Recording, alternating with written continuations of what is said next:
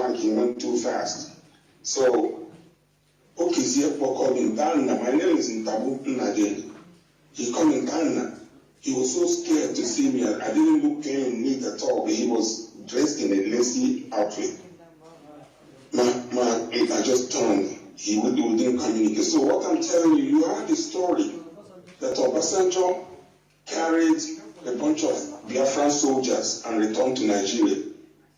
Those were the groups. But till now, I had gone to Nigeria. The last time I went to Nigeria, I wanted to find out.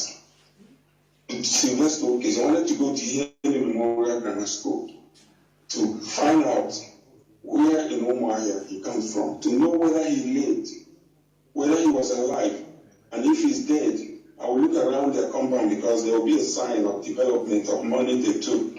So I have not been, that's the only thing I haven't been able to check out, which is so important. And so these are the people that sold Biafra. Now, this doctor, his first son is Oke Uche, the Consulate General of South Africa. And from Azumini, there was another person who had been made an ambassador, either to Spain, he died, or he died. From Azumini, so many of them, the senators have emerged. People that owned the banks have emerged. Because Obasanjo, that's where the magic of Obasanjo came from. Okay. That was the mystery of Obasanjo. That's very good. We're going to explore that. We will explore it further. And I'm very, very grateful for your... I want what I like you to do for me. Yes. Yeah, before you cut off, let me tell you what I want you to do for me. Yes, please. I want you to do for me is do some little propaganda and put this story together and let Obasanjo read it. The moment Obasanjo reads it, he will not come to Igbo land again to talk. He will know that we have known what he has done. He did not win a war. He just brought us. That was why Gowon made that statement. That if he knew what he knew, that he would have given us money than wasted to buy weapons. Now, finally, Yakubu Gowon came to Asumini on the second week of January of 1970. How could Yakubu Gowon, of all people, know Azumini or come to Azumini? He came to thank this man, the man. And forever, if someone died in his family, Obasanjo had gone. Go and check, ask questions, go to him into Google, visits. When there was a son of his that died, Obasanjo went. When his wife died, Obasanjo went. This is about 3 years ago. And Yakubu Gowon came and visited and gave him a contract to all those children that came from Gabon were brought to Inuche for thank you, for him to be the doctor to rehabilitate those children and treat them and return them to their parents. Case closed. So you use your really crazy to put the rest together.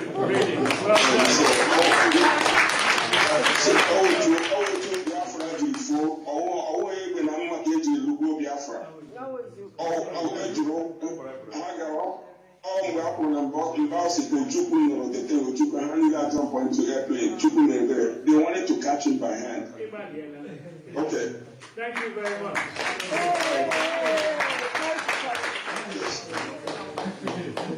So finally, from the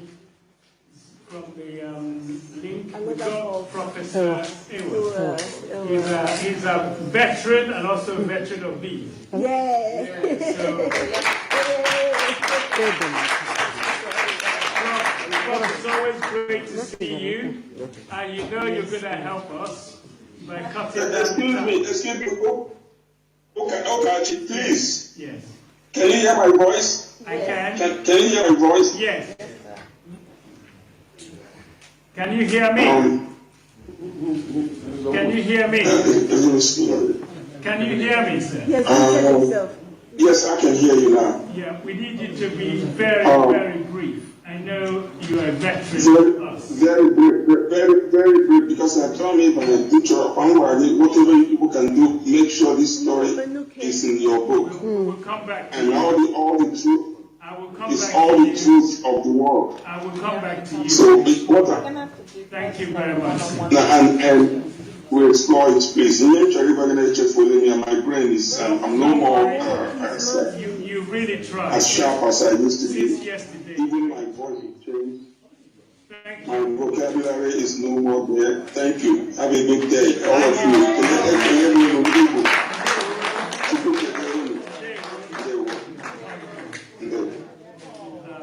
I'll call you. Don't worry. Professor Ewa, the floor is yours. Give us, yeah. Prof, unmute yourself. Prof, you are muted. Remove the mute. No, Professor Ewa. Yes, go on, sir. This is Nnamdi. No. Yes. No. I want Professor Ewa now. Professor Ewa. Professor. Yeah. Prof, can you hear us? Remove the mute. Unmute yourself. Prof, you have to go back and come back in with audio. He doesn't have audio. We can't hear you. He's talking, he's saying something.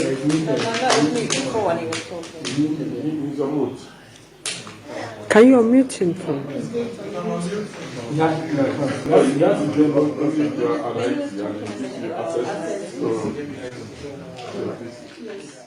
Okay. Whilst waiting for him, Carol, you're on. No, Carol, please. Huh? No, Carol. You want me to go Yes, now? yes. Why You've would got you my put presentation there. On Okay. D, please. Mazi, are you calling Professor Ewa? Yeah, I'm trying to call him.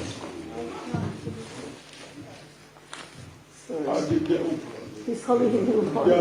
There are some people also who are waiting to speak. No, we have specific speaking. Yeah. IPOB.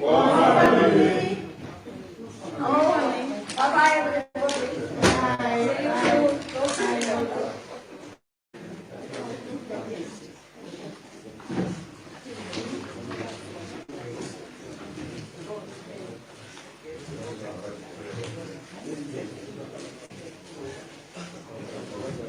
Prof, are you there?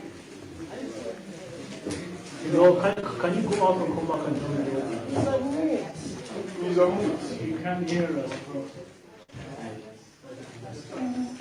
Carol, Ready? Sure. I'm so sorry. Come and let's finish this job.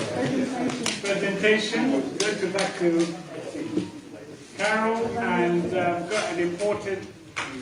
Carol, come back and tell us. No.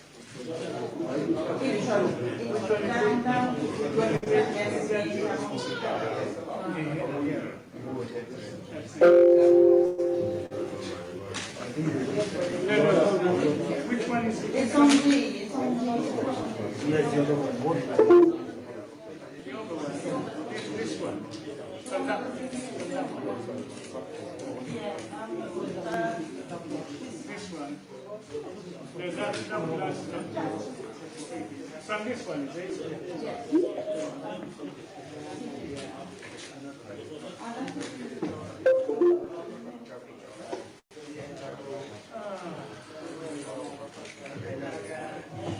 So I'm going to, this one is very, very important. You know about Nigerian constitution, it's rubbish.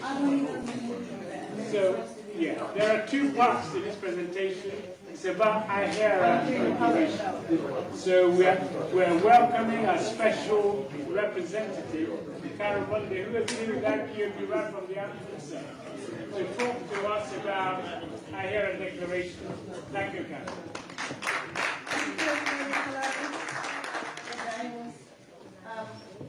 Okay, if you put my presentation up, can you make it one? Okay, normally I talk, when I you go. come to speak, You go. I tend to talk about the history of Biafra No. rather than the war and everything going on forward in Biafra, mostly to do with colonialism. But this time I was asked to speak about the Herod Declaration, or to pick one of the subjects. So I looked into it and did my research, and then so it was quite a learning curve for me, because I found that a lot of things have been bastardized online. The truth, if you ask it online, is not the truth. One of the things is the actual Herod Declaration. This is one of the original copies that was handed out in the war. I have I've had it copied.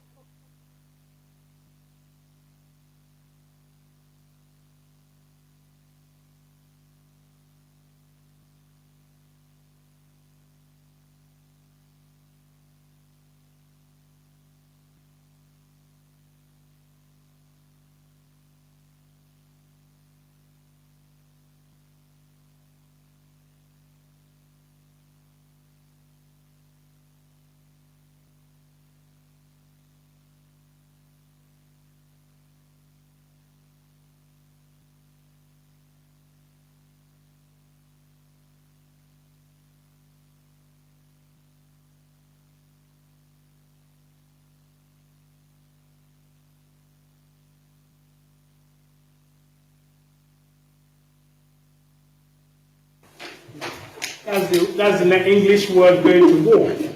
What was happening? Weapon might not be coming from Britain. They are supplying the weapons to Belgium. And then from Belgium, it is going to Nigeria. Because that's what NATO can base. So they said, no, we're not guilty. It's like you got someone food in their mouth and say, not eating. Yeah, no, eating meat. Caught in the act, the hand in the pie, they denied it. It was the British weapons that caused a lot of chaos for Biafrans. They had armor, the Saladins, they just carved through Biafran front like butter, according to in Nigeria, according to the British observer. So here's Fred Trump, our current president, the President Trump's brother, joining in the demonstration. Okay? And this is in Hyde Park area, Speaker's Corner. There was marching to safety. Next. Even moms in prams came out. Okay? Nigeria, stop your war. British bombs. Yeah? Destroying Biafra. What is that? Biafran children, babies need food, not bullets. So every country demonstrated stop this war. Go on. Famous faces from Muhammad Ali to their famous stars, and as a result, even people gave their lives. Yeah? Go on. And you say, have you seen millions of children starving to death? There you have. Was it people supporting Biafra? Keep going. And then you have all sorts of adverts. Keep going. And this one, this chap standing on the right, his name is Dr. Klein Shepard. He was our inaugural lecturer of Bede when he came to tell us what he saw in Biafra. He greeted us in Igbo. Yeah. And sitting there is a lady called Dr. Anne, who is still alive. Both of them were alive in the 90s. And the daily sketch readers, those who newspaper, they collected money so that they could use it to feed their children. You can understand what's happening. The whole world was mobilized. Keep going. Yes, as I said, inaugural lecture beads. Yes, next. And this story is that Dr. Anne, somebody came to her carrying a child in the back, took the child when it was her turn to be examined, said, "Madam, this child is dead." She said, "I know, I just want to check, make sure." So she tied her back on her back and went home. Next thing. So play that for me. So Juku knew there was genocide going on in the war. No, play, no, previous one. We're nearly there. Now play there. So this is what the Juku law of genocide. On the 6th of July, 1967, the Nigerian government officially declared war against the Republic of Biafra.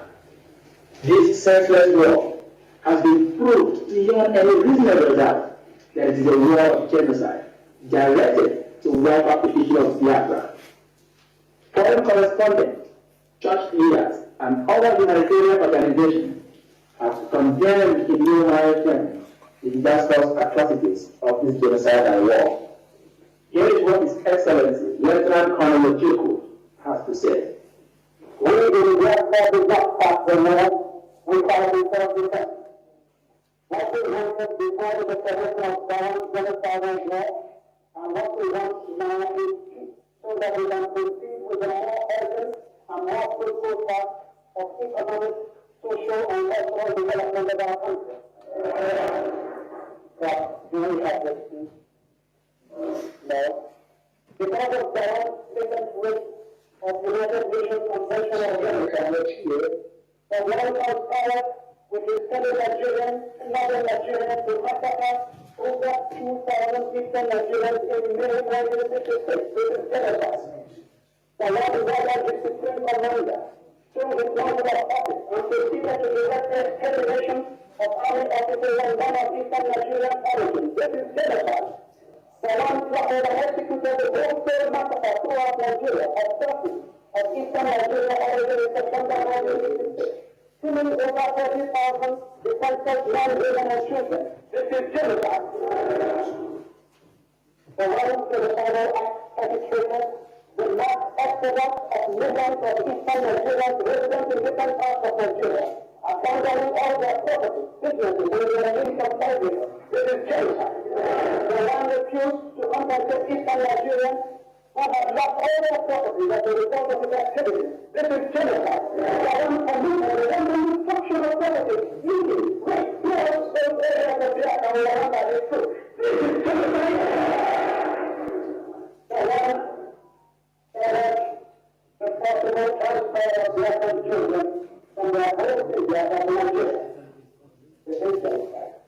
For all this act, a one-time contempt of genocide, a crime condemned by the civilized world under international law, a crime against humanity, a crime against God. So you could summarize what happened in the war. So I don't need to tell you. So what was happening is called quick-kill policy. There's a cartoon showing a British Secretary of State grabbing guns and giving it to Yakubu Gowon and said, "Look now, General, I keep giving you the tools. Why don't you finish the job?" Basically, they went what we call quick-kill policy. Next. So from a large area, the circle, do. Keep going. Keep going. Okay, so Uli Airport was overrun, where the food came in, not to mention they shoot the plane anyway. Next. So the war was virtually over. After the war, he shut the Uli Airport, and the people who have all these resources and food and so on were not allowed to come and assist in feeding those who died. In other words, after the war, more people starved, and the food that was supposed to come in the Uli Airport was rotten in Fernando Po, a place like that, Santonio. But Gowon refused to use the airport. And in the British Parliament speech, they said, Gowon did well in reconciliation, but we cannot understand while the airport was shut. That's in the British House of Parliament. Inexplicable was the word they used. You want to feed your people after a civil war. Feed them. Well, use the airport insurance. They want the food to land in Lagos, and then they transfer it across on the road, all the way across the River Niger, which was blown, the bridge was blown during the war, and he uses a ferry to carry maybe 12 trucks. And your population, 500,000 dying. From there to 2 million dying. More people died after the war, it seems, than during the war. People haven't reported this. Next. What was the answer? Oh, we're going to hand over the relief agency to Nigerian Red Cross. But they were not financed. Nigeria didn't have to spend a penny. Next. So, those who visited Solari, a Yoruba guy, stated that, I'll just read it and summarize. It says, Nigeria, in a Nigerian newspaper called the Tribune in Ibadan, May 11th, 1970. The war ended in January. It says, to stop the services of the Red Cross is to pass a death sentence on people whose chances of survival, as things are, at the moment is very slim, even though Nigeria does not spend a penny on the food being distributed. It appears incredibly keen on stopping this only source of food for people who have nothing else to eat to keep alive. If this threat is carried out, majority of the, 1,000 children keep going in the school, 1,000, the other 1,300, and a set of 1.2 million people in the way, over 50% of them will die by direct starvation. This is after the war. Okay? So, and the last sentence says, there's a prayer which Christians know, Father, forgive them, for they know not what they do. They knows. And he said, certainly the obverse, the opposite said, would be a logical prayer. Father, do not forgive them, because they do know what they do. That's how painful it was. Okay? Are we done? I'm going to summarize. They made sure your money was worthless. Next. If you had £26,000 in your bank, they gave you £20 and said, out of the kindness of our heart, ex gratia, will you give me £20? Next. Reconciliation, reconciling, rehabilitation, the 3 R's became suppuration, suffocation, subjugation. Next. Abandon property, have you heard that one? Your property. How do you abandon a property? Tell me, how do you abandon a property? It's my property and I've abandoned it. You're no longer allowed to have your property. So, next. We're talking about. And then, when everything seems to be settling, indigenization program, policy. We can now buy Nigerian factories, but you don't have any money in your pocket. So the money which you had was given as a loan to those who didn't fight the war to enrich themselves. Next. So we all became traders. Okay? If that's all there is, this is a nice history lesson. But it's still ongoing. Next. The killing after killing, yeah, keep going, after killing, and this stop me there. This one was the people who came to celebrate the 30th of May. You went into the church where they were sleeping at 3 o'clock in the morning and started killing them. They were not disturbing the peace. You see those people there watching. So the genocide before, during, and after the war is always monitored. So they are not getting away with this. Okay? So these people are watching them. This is a human being. See them lying there, someone with a boot standing on it. Okay? This is no, this is Mpo massacre. This is Mpo massacre. They went there to celebrate 30th of May, and in the night they got attacked by Nigerian soldiers. Next. Keep going. Keep going. And then you make your bath in the muddy water. Keep going. Keep going. The women protested, you lock them up. Keep going. And so. Slide 66. Go back one. Sorry? Go back one. Back one. Remember the slide from 1966? Yes. Women in the lorries. Now look. Yes, now back in the lorry, taken to prison. Yeah, well spotted. Okay, so they are locked up there. No crime, we were just demonstrating. Next. I wouldn't tell you about Macbeth. Go on next. I'm summarizing. You have a forced marriage. And in that marriage, you are repeatedly raped from 45 to 2024. You are fired at gunpoint by the rapist. The door is shut, sealed under territorial integrity. The boundaries are artificial and colonial in origin from varying countries. No justice for the victim. No one externally policing the union and say, is this working? Mediating on a fair, peaceful coexistence. The AU, UN, EU, UK, US, and all the humanity, they're all silent. And those who seek to make, they can only see one side. They encourage state-sponsored terrorism within the union, reducing the population, even the unborn children, stunting their growth and the survivors. Next. So, it's all there. I am going to stop. The pain is too much. Genocide, Nigeriana, is a deliberate act to eliminate a group of people who are supposed to be in the same country. And what have we learned from it? Because it's not been tackled, you have Rwanda, you have Darfur, you have Sudan, you have the Congo, and Africans are losing millions after millions after millions. So, if you're a Biafran, try and do something to stop it. As Nnamdi Kanu said, last page, this is a forced marriage, and I can see 419 in 1914. Can you? Yes. Yeah. Okay, that's it for now. Thank you.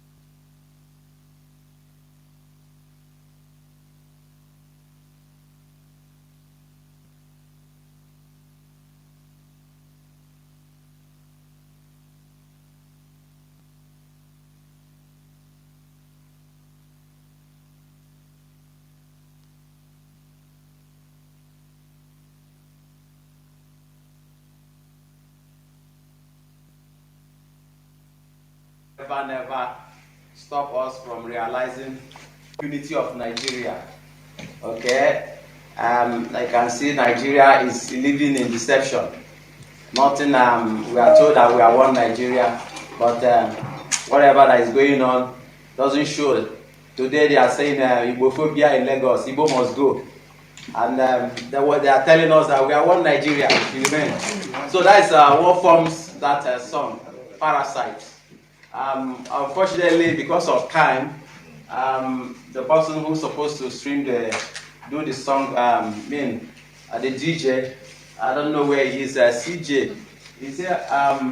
Donso, is he here? Donso, okay.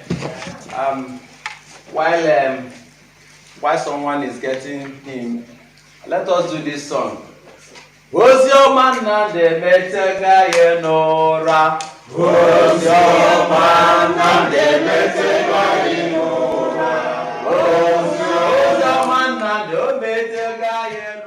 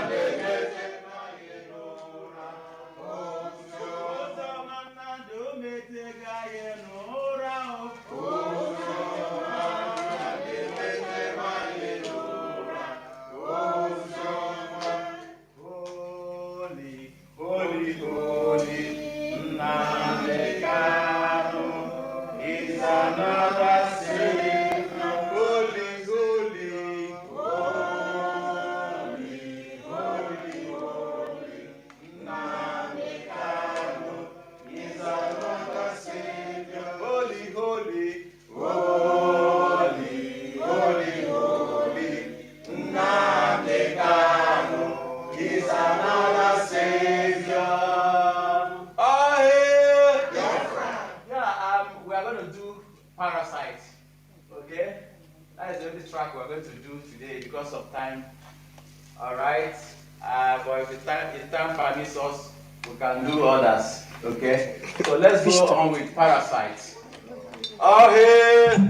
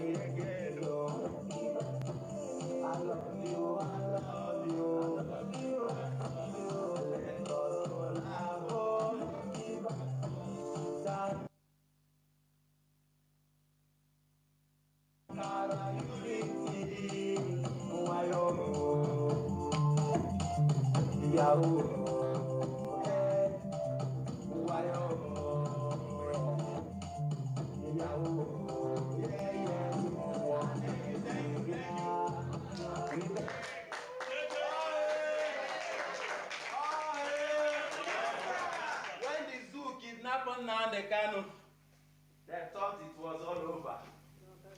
You see, I want to equate that to what happened in the Bible. When they kidnapped Jesus and they killed him, the great prophet, and they nailed him on the cross, they thought it was over. And when Jesus Christ rose up from the dead, the devil was devastated. He said, how if I knew that God have a great plan to save the whole world by just killing one man, I wouldn't have tried it. Today, our leader, great Mazi Nnamdi Kanu, is in the dungeon. Nigeria, they are celebrating.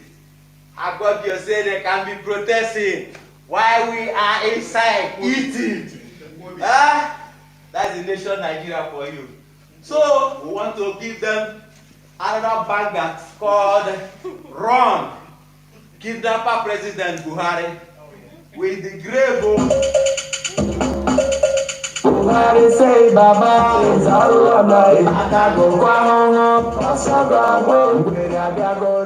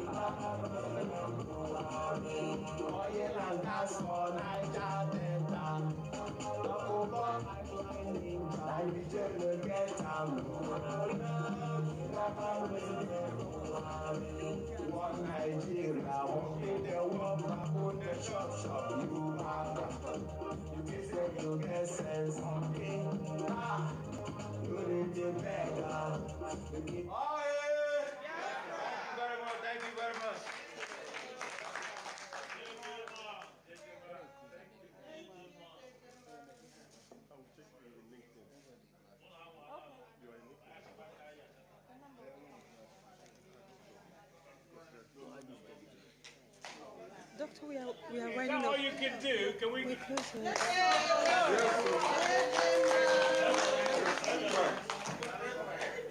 Okay, people.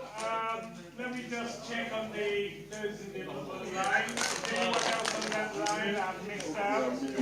I apologize. Doctor, you missed somebody. I think we're going to get vote of thanks now from our able doctor. On behalf of UK IPOB, Deputy National, now going to just give us a vote of thanks. Don't forget those in left who will join us earlier. Thank you. All here. Biafra. IPOB. One family. One family. IPOB. Yeah. I thank you all for attending the 6th bid lecture series on today, the August 24th, 2024. It's been a long day, but we have had a very fulfilling time, I believe. I will start, first of all, by thanking the man that brought us together. There's a song that just DJ Man sang here that Mazi and Kanu, Metoga Enola, which is true. Because before the coming of Mazi and Kanu, we were all sleeping. We didn't know our left from our right. Even one of our professors, veteran, actually mention something along that line also, that we all at some point have been miseducated. And that is why IPOB is here, and that is why I must say a special thank you to Ohomadike, Mazi Nnamdi Kanu, for all he has done for us, for all he has continued to do for us by his exemplary leadership. In the same vein, I must not fail to also thank the leadership of IPOB in the absence of Mazi Nnamdi Kanu, the head of Directorate, Mazi Chinedu, and his team. And of course, every IPOB principal officers and members worldwide.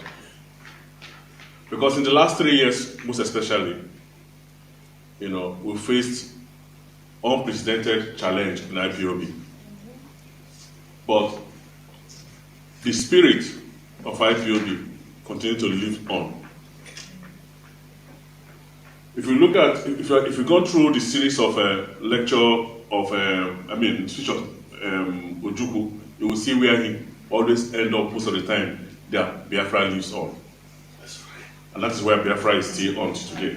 Yes, so I thank everybody that has withstand the challenge and continue to help move IPOB forward. And I want to quickly also state that BEAD has a very important role to play in, moving the struggle forward. Yes. And I believe what we witnessed today is, just a starting point. We're going to move forward in another level. So having said that, because I would have said more, but there's no time. I will leave that for later when we'll look at how we can improve it and make it truly a bigger event, a very international event. We saw the international flair to it, making it hybrid. People join from all over the place. So we're very thankful for that, but I believe that this is just the starting point. We have so much potential, and I believe Biafra has got the talent, as I said in my speech. We've got the talent, we've got the character, we've got the capacity to be a great nation that we are, and we're going to achieve Biafra and make it as great as what is put in Ahira Declaration. We can even do more than that. I believe so. It's an exemplary constitution where power is put with the people, and that's the right place to put power. Power is with the people, not with the leaders and the servants. So, to cut the whole thing short, I will thank especially our veteran. I can't remember their name specifically, but I thank them for joining us. One of them stayed awake almost 8 hours throughout waiting for this event. I must say a special thank you to them for fighting in the Biafran war and still being part of Biafran story till today. We continue to pray that God will keep them and may they still live to see Biafra. Yeah. I also thank those that joined this great occasion through the Microsoft team, and also probably those that are listening to us on Radio Biafra or BTV for tuning in to be educated, because we need to know our history, and our history is going to guide our future. Yeah. So I also thank those of us that left whatever we are doing from all over the country to be here physically present. I must say a big thank you to you. And also want to thank the BEAD committee that put all this together. It's not easy to put this kind of event together. So I thank them, and I pray that the one they are going to organize in the future is going to even be greater and more successful than this.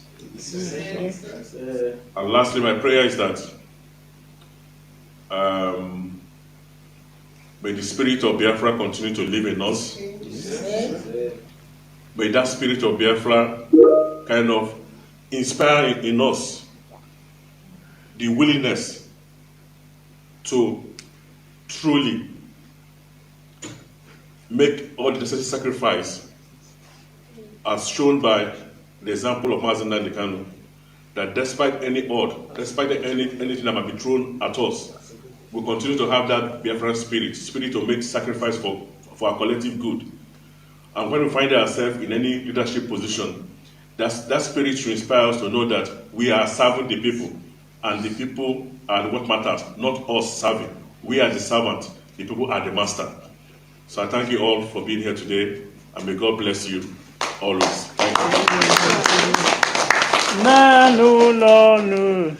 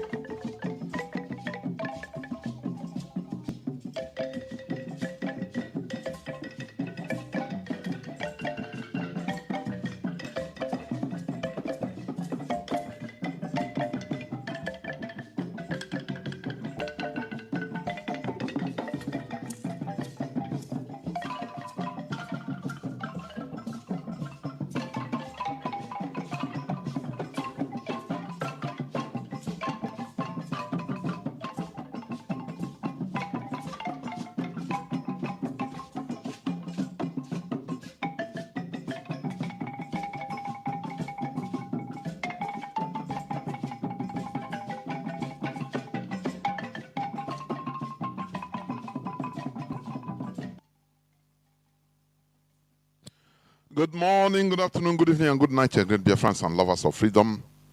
This is Radio Biafra House of Service coming to you through the auspices of Radio Biafra London. My name remains Mazi Chinedu from Alo province of Biafra land, and we are here live and direct. Today is the 24th day of August 2024. We are here live and direct. I welcome each and every one of you to welcome your friends and well-wishers onto this hallowed platform. We must continue in what we are doing. I've been streaming the Biafra education awareness dissemination. It just finished. That is why I am 1 hour late, but I've been here for long. Therefore, we must continue. I once again welcome each and every one of you to welcome your friends and well-wishers onto this hallowed platform. This is where we preach the gospel of enlightenment. Do you know what is enlightenment? Mental awakening. This is what made Europe what it is today. A country, a continent of our awakened people. This is what makes America who it is today. A country formed by awakened people. That is why I always used to say, my argument is, the problem with Nigeria is not about the politicians. No. If sometime I like people to have contrary opinion so that we learn from each other. I don't know why people cannot call to have contrary opinion to my opinions also. Because we all learn from each other. And we bow to superior argument. That is what we are taught. Bowing to, because awakened mind is like that. You bow to a superior argument.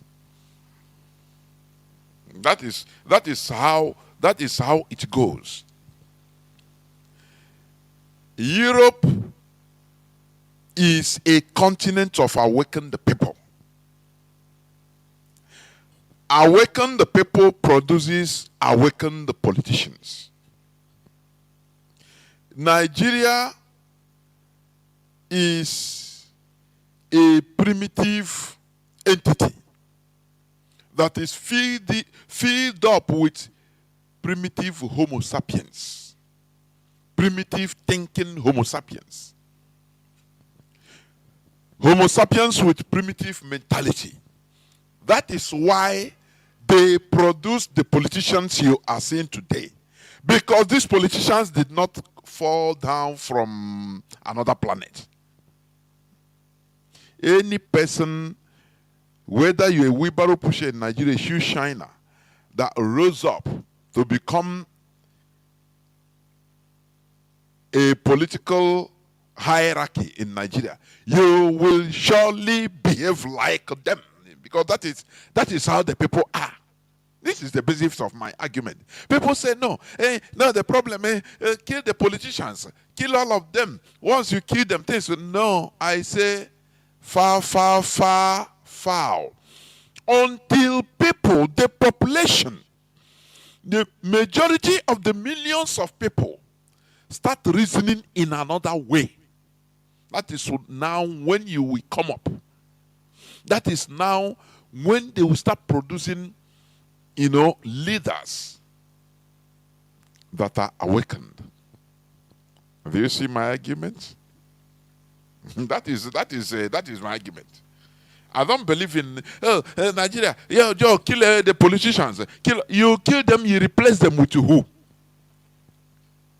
Is it with a shoe shiner, a poor miserable fellow? That his heart, inside him, his mindset is not okay. his mindset is corrupted because he's not awakened. So, if he rise up to become a big politician, to become governor or president, he will behave like every other person. That is it.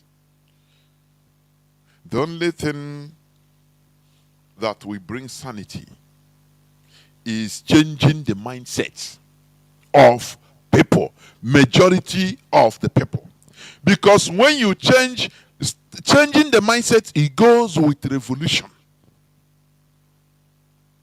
Are you hearing what I'm saying? You know, I used to say this. Our own case is not going to be different. It goes with revolution. That is what we are trying to do here, revolutionizing the mindset of our people. So that from the mindset, once your mindset is revolutionized, one day it will come out physically. You will have many like-minded fellows, awakened fellows, enlightenment movement that will change everything. But for now, Nigerians are still primitive.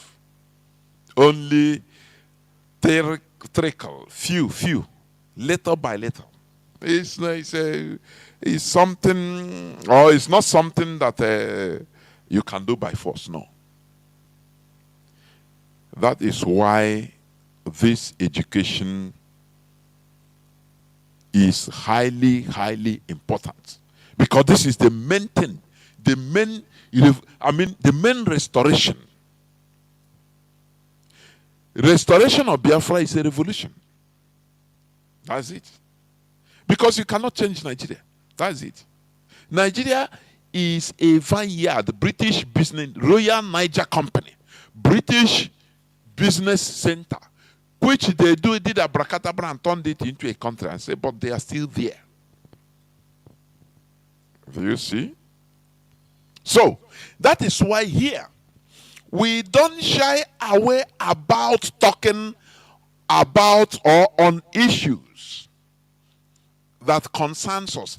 It doesn't matter how it is bitter. And that is why we don't leave religion. We don't leave it. Say, no, leave it. Some people used to say, no, leave it. When Biafra comes, government will create a job. And from there, everybody will be busy. I don't completely agree. Are you hearing me? I disagree a bit. If working or even living good life only can solve this, mental madness in our land, why is it that many of us in diaspora are still in this mental bondage of religion? It's a question I want people to answer. You see people that are working in different developed countries, Western countries, in Europe, America, in Japan. They are working, living good lives, but they are still sending money to one scammer. They call that the GO. For prayer, for spiritual work, or one dibia, all of them are scammers. How then do you, how do you now, compare and contrast? If it is only one day now, and I used to ask, how if our mentalities are not changed positively? How do you think that when Biafra come, Biafra go, it's very easy. We take things very easy. We make things by talking. We think that talking everything is easy. No, because we are people programmed that just say a word and it will come to pass. You want your life to change. You want to make money, you go to church and start praying. Very easy. And now you start making money. Very easy. So, that is why we see it as this. No, when Biafra comes, things, the Biafra government will be in charge and take. Now, ask me, who is that government? Who will be the leaders of the government? Is it the awakened minds or people that will come and question it? Say, no, that thing you are talking, no well. Before you know, that is where civil war will enter. I used to say this. I used to say, because they will not even allow you to make that law that represents who we are. They have foreign manipulators that they are representing. They'll say, no, all of us, Biafrans, you cannot make this law. Whereby, we must continue. If we are, as a governor or as a president, you must take oath of office with the Bible or Quran. You say no, but you say no. Many disagree. They say no, we are not going. What does it mean? It means going into flames. That is the reason why it is highly necessary for us to continue the standard Mazi Nnamdi Kanu set on this Radio Biafra, in order to be touching everywhere, because there lies our problems. There is the mitochondria of our problems. If we say no, don't talk about it until you are going to upset some people. Some people that will give money, which means we are not ready. We are not ready. Which means Biafra is not our ideology. We don't have ideology guiding us. That is why today I'm going to talk about the importance of common ideology. Although time is short, but maybe I might not finish it today. The importance of ideology. But before I go there, please, first of all, I want to also reiterate on the importance of farming. We are seeing the result. We thank our people for heeding to this call. You see this farming. That is the basic thing. The basic is as important as life itself. Both animal husbandry, horticulture, farming, all types of farming, including fish farming, all. Because it is from where the food we are eating comes out. And everybody, both rich and poor, must eat every day. So how do we neglect this all-important thing? But we are seeing the positive results, and we shouldn't stop. We thank our people. Kudos to you all for making this effort. You see how yams are harvested in quantity, corn, even things that potatoes, things that they use propaganda and told us that no, it cannot grow in our land. Today you are seeing it. Mother is the creator. Aka livere one here. Amama adakwara n'ọchị. Ọwụrụkwa n'ọchị na akwatu mmadụ. You understand? When we say, well, we are bringing yam from Ugwu Hausa, bringing melon, it is we are just doing it. I know that if we take a decision and say, look, we are going to farm, before God and man, both tomato, nothing will be coming from anywhere now. Because in our land, everything will be in quantum. Everything will be surplus. So, as you are removing, harvesting, try also to be putting other things on the ground. That is it. It is not a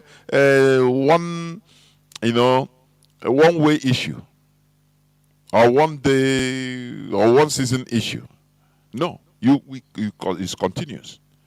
Because the way things are moving in Nigeria, we need to be food sufficient.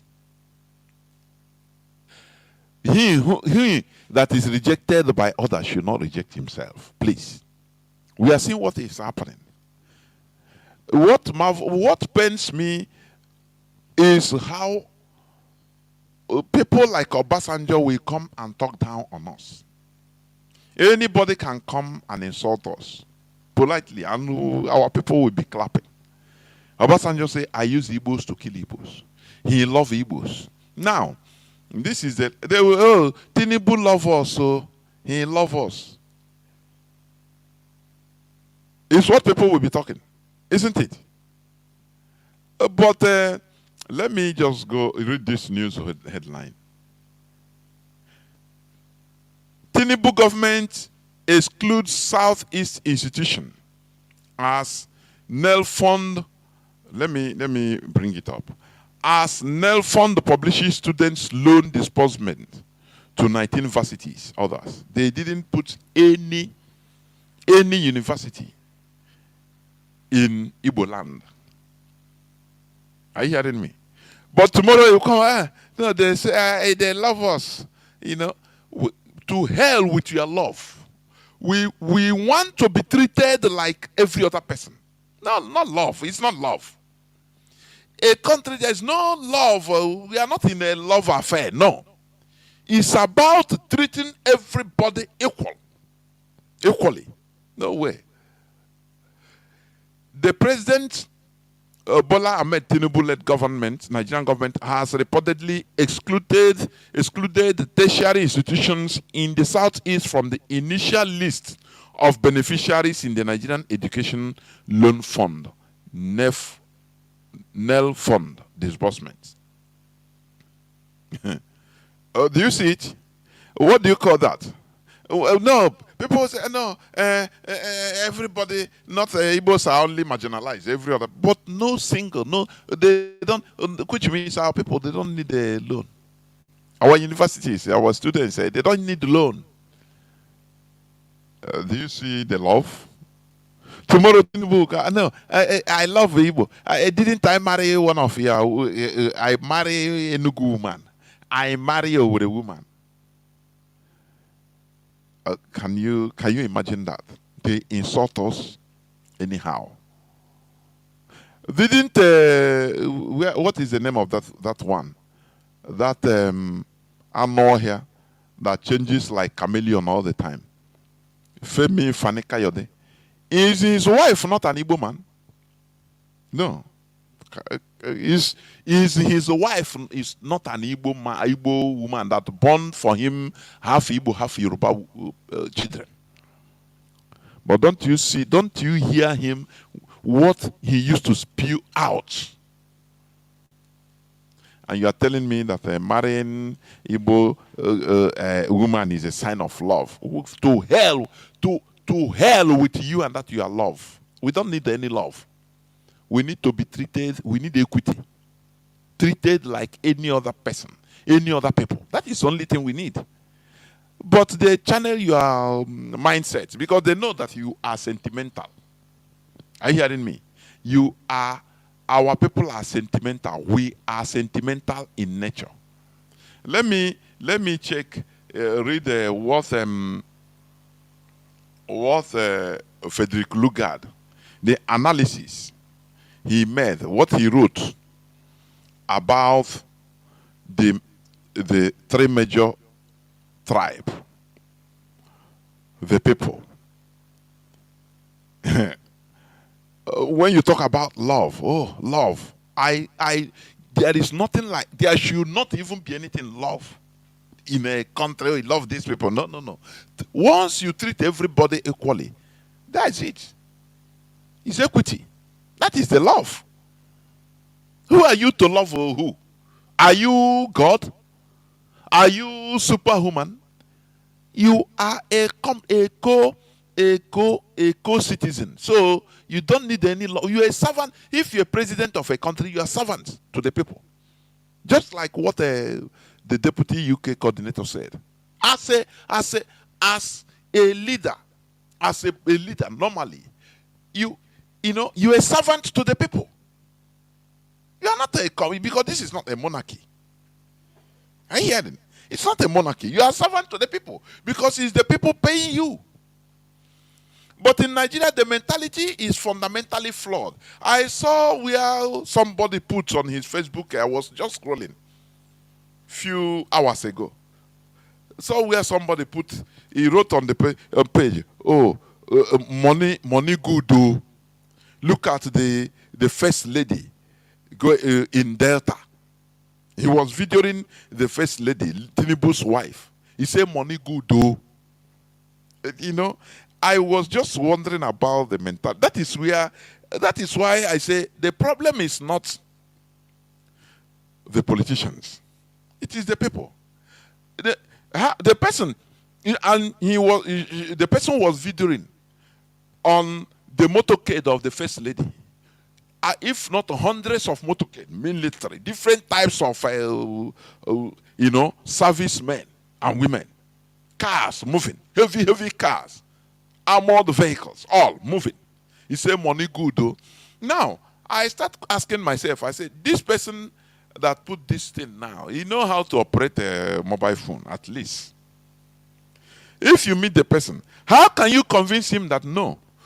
What's this woman called the first lady? The motorcade is going on. It's not right. It's squandering our money. He will not even understand you. He will not understand you. Because he believes that, oh, Tinubu wife get money, you know, her money she is using. So how can you, before you know, he will tell you, say you are jealous. You know they had our people.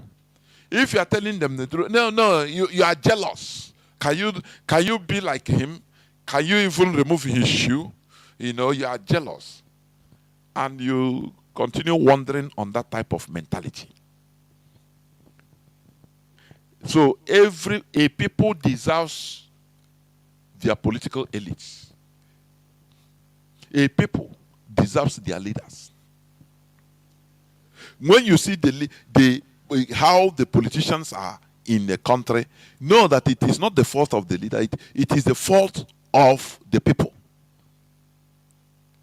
Are you hearing me?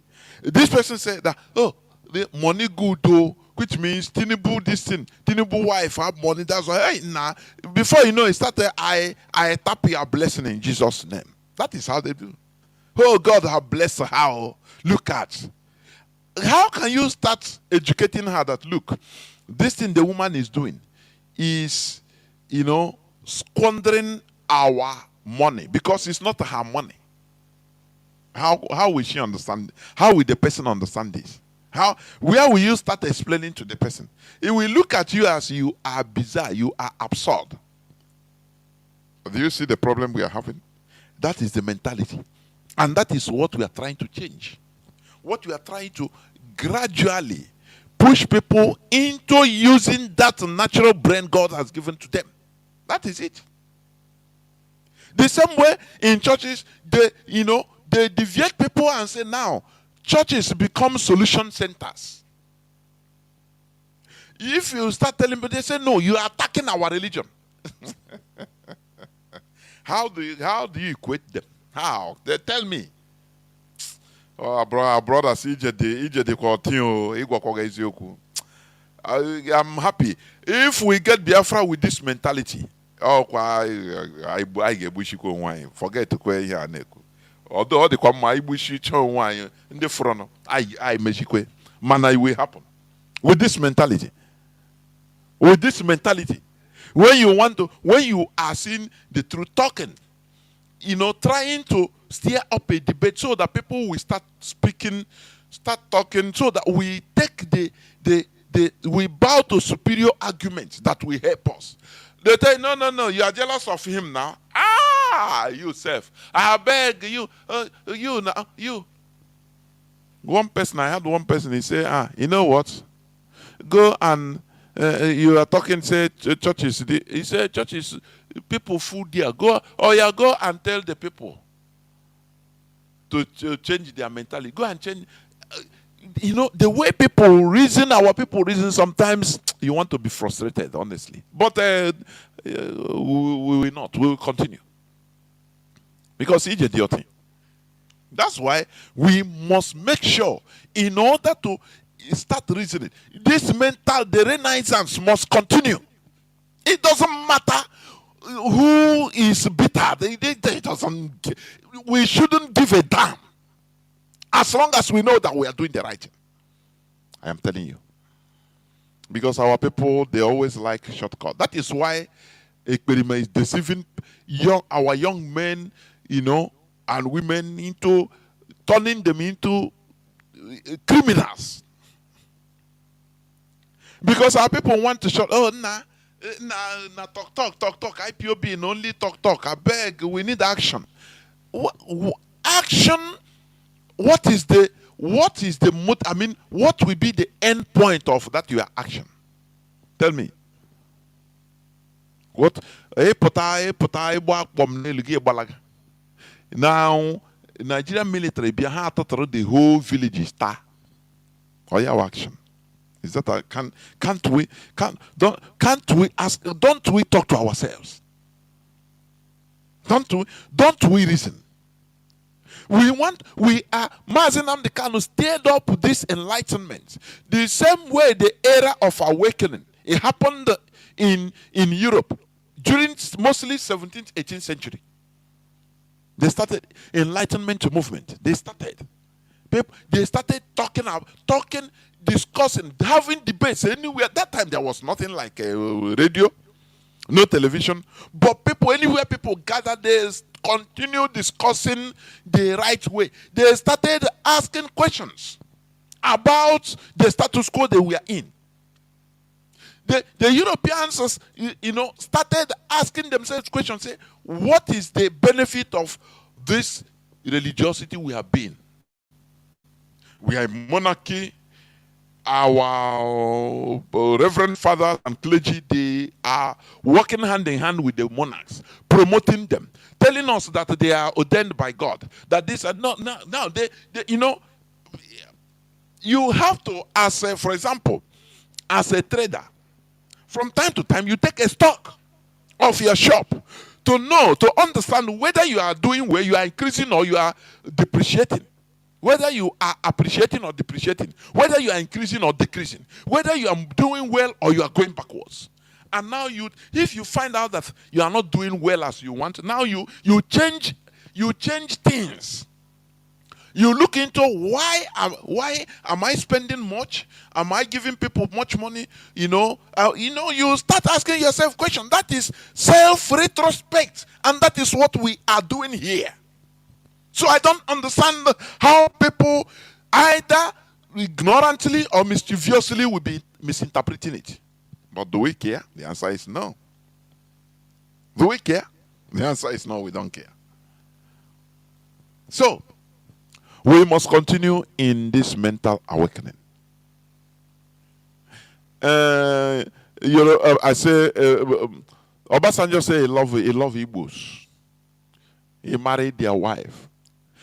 Go to Femi Fani Kayode. Ogondi Igbo one. You know they had our people in chieftaincy title. Ogondi Igbo one. How many people came Buhari any time Atiku any Ogondi Igbo one? Whether Tinubu the same thing, I don't know. Oh, Ogokorogo. Hey, Ogondi Igbo nanya. You start asking, what type of mentality do these people have? The same way one idiot called Benjamin Carlo. He said he's the sixth person. According to Nigeria hierarchy. After president, the vice president, senate president, this and that, continue, he's the sixth person in Nigeria. That's why, they must change their birth to become a PC. It's a must. And you are looking, that idiot. I've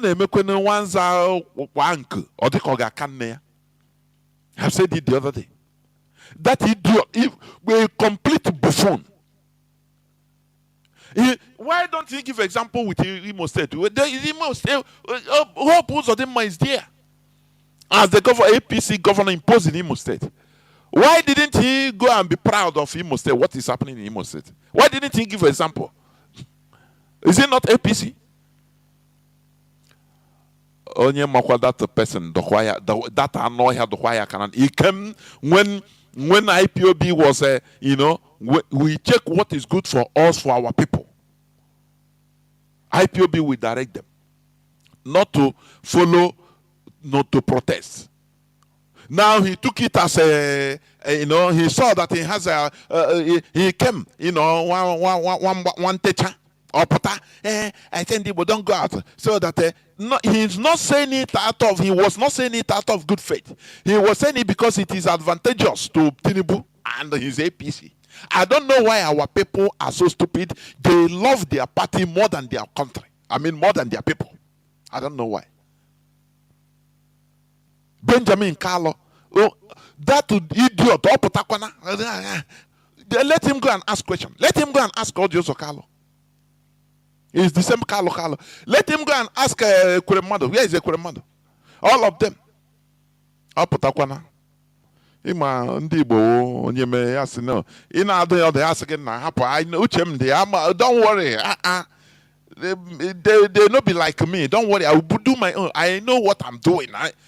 Onye Igbo ị na-adụ ọdọ sị gị I know what I'm doing. Mwa ya aka n'anya ka utete because uche ya no be him dey do what he dey do. I'm telling you. Ọ wụrụ ya nwa na-eme ihe ọ na-eme. O jiri uche ya aka. So that is the 60th person in Nigeria. And the 60th person Fulani. You see, the worst part of it is that you don't see these people talk against the Fulani headsmen destroying our farmlands, killing our people. They don't talk against it. But he's the 60th person, isn't he? He's the 60th person. As he claimed. They are killing our people. They kill our soldiers, Nigerian soldiers will just be passing, and any youth, any group of youths that are passing by or having good time, maybe playing football or they will shoot on them and kill all of them. Just for nothing. These people, the 60th person will not come and talk. No, they don't talk. It's the 60th person. He want to do what he want to now impose APC on no. We have seen it all in Imo with the Hope Uzodinma. We have seen it all. And do you know what? Do you know what? Do you know the judge that the Supreme Court judge that single-handedly imposed Imo State, I mean Hope Uzodinma on Imo State, that committed that aberration, atrocity against Ndibo, he has today been rewarded. Her name is Kekere Ekun. Kekere Ekun. Tinubu has now made her the Chief Justice, the new Chief Justice of Nigeria. Kekere Ekun. Do you see how Nigeria rewards evil? Nigeria is, somebody used to say that you cannot survive in Nigeria without committing criminality. That is sure. That is sure. Kekere Ekun is now the new Chief Justice of Nigeria. The same judge, Supreme Court judge, that blatantly imposed Hope Uzodinma on Imo State. Now he has been promoted. She has been promoted because she's a woman. I remember she was barred from entering America sometime because of that judgment. Because it's because it is Nigeria, and it's in our land. It's in Biafra land, in Igbo land. That is why the thing passed on. The thing moved on. Nothing happened. If it's other places, it cannot happen. Look at in Bangladesh. Do you know today the former Prime Minister of Bangladesh, her diplomatic passport has been reversed. Sheikh Hassani. Her diplomatic passport has been reversed. Are you hearing me? for putting a law, a very controversial law that led to youths rising up in protest and lives lost under her charge. Do you see a country that has at least punishment for crime? It doesn't matter who commits it. Everything must. That is a progressive country. But Nigeria, oh yeah. Once all those things, government that commits all those atrocities, you know what? They will be looking for a soft scapegoat, and they must come. It must be. They will take one Igbo man or Igbo woman there, a very low officer, and now they start punishing him. They carry the whole blame, put on him. Carry the whole charges, put on him, saying, as they are talking, Emiefele did this. He did not. As if Emiefele is the commander in chief. Hey, indeed, but we don't suffer for Nigeria, honestly. As if Emiefele will just wake up in the morning and do anything he wants without taking orders. The people he was taking orders from, oh, they are free. Can you talk to them? Can you even invite them? They will look for Igbo man to make an scapegoat. That is how they do. That is what Nigeria is for. You know, Azikiwe said that very stupid statement, that we have taken the burden of being sacrificial lamb for Nigeria unity. A very, very rubbish statement. And that is what, the policy that they are continuing. Using Igbo person as a sacrificial lamb for the continuous unity of Nigeria. They carry Emiefele. The whole thing is Emiefele that did it. Oh, okay. So Emiefele is now the Nigerian president that can wake up as the CBN governor. He is under command. He listens to orders from the executive. There is nothing he can do. But he will die with the secrecy, because if he open up to talk, they will kill him. They will poison him silently, so he will keep quiet and absorb the whole charges and say, let me ask. Igbo man now, we love life. At least I have money. Let me come out and start living. At least I have I can go anywhere I want. Go, no problem. Even if anything, I'm not a poor man. He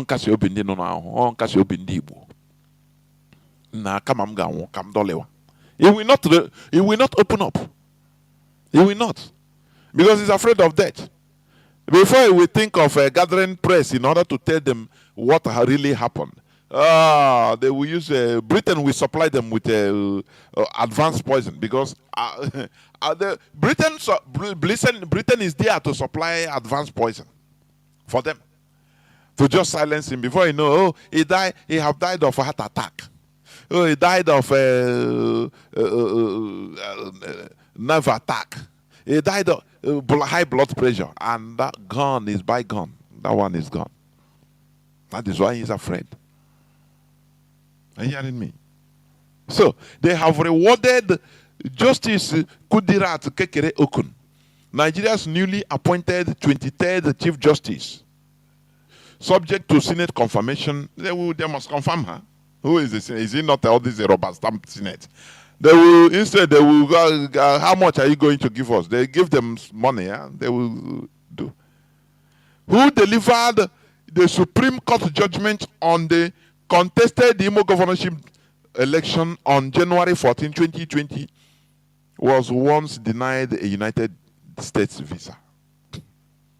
She is now the CJN of Nigeria, as the other one bows out. So Nigeria is being run by criminals, criminal mob. Italian mafia self is even better. Cosa Nostra. They are better off than Nigeria. Because at least Nigeria is being run by heavy criminals.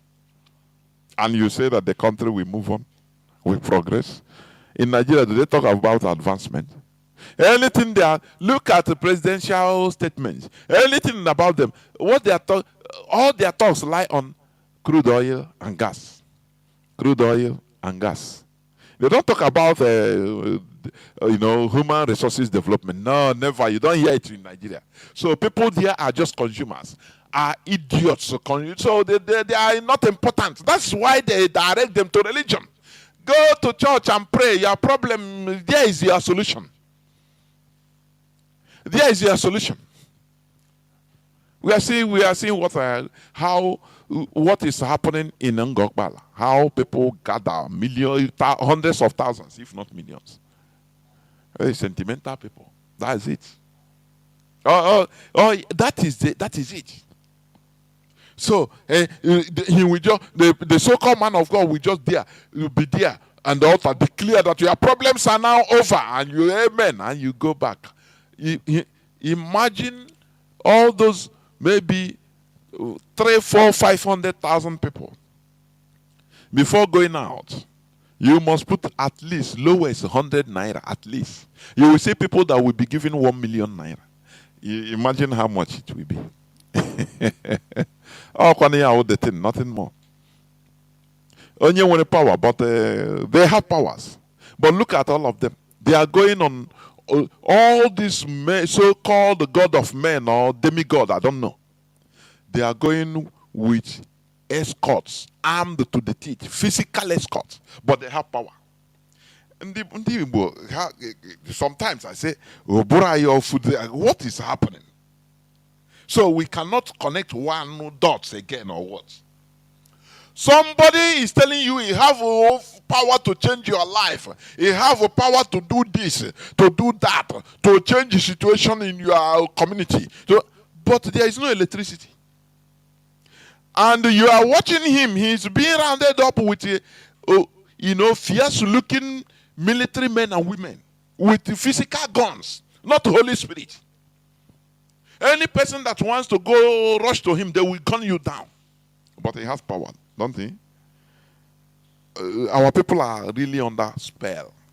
And it's mental spell. Our people are under spell, honestly speaking. So, they have rewarded the Kekeru, what is her name again? Kekere Ekim. Ekun, sorry. Kekere Ekun. But now, see, justice now in Nigeria. Somebody that took fourth person in fourth position, and audaciously pronounced him the winner of an election. Not even the second. And he is in Imo State. At that time, he was the Chief Justice of one court, the Supreme Court. But now he is the Chief Justice of the Federation. You are going to get justice. You are going to get justice in Jesus' name. I pronounce it. And now, suffer the whole thing. It's not one person. Until we learn the hard way. So we must continue.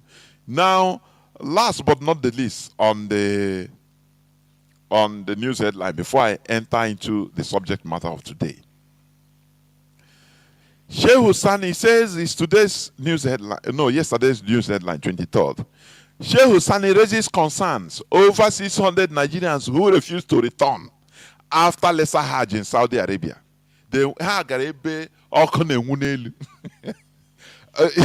And 600 of them, they refuse to return. They are calling them, it's time that they disappear. In Saudi Arabia, they don't want to come back to hellfire. But do you know the funny part of it? Saudi Arabia is running their government on Sharia law. Northern Nigeria is on Sharia law. But they went there and saw the difference. You don't see any Almajiri roaming around the streets, very dirty and begging. No, they don't see it in Saudi Arabia.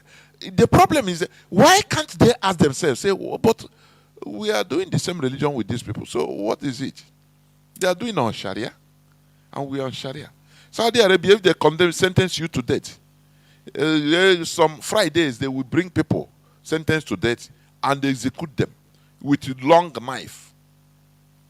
It's their system. It's Sharia is their system. No pity.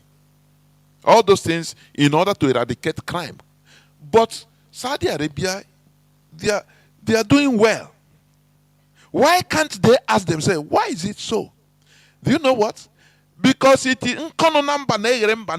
their thing. Islam is their culture. I don't know what in Nigeria they are just trying to imitate them. Are you hearing me? So they cannot be as Arabs. It's impossible. They cannot be Arabs. So now the people that they said they went to see God in Saudi Arabia, in Mecca, the 600 of them, they refused to come. They refused to return to Nigeria. Say, no, what is he going to Nigeria to do? Because Nigeria is a hellfire. Are you hearing me? Do you see? Do you see? Why can't you, be like these people? Why can't they be like Saudi Arabia? In Saudi Arabia, people receive help from salary. Very well-paid salary. They have oil, crude oil. Every drop of Saudi crude oil is accounted for. There is live camera there. Every drop is accounted for. In Nigeria, it's not the same. Because there are people that have oil wells in Nigeria. You see Alhajis that have oil well in Nigeria. So how can you be like them? Why won't they run?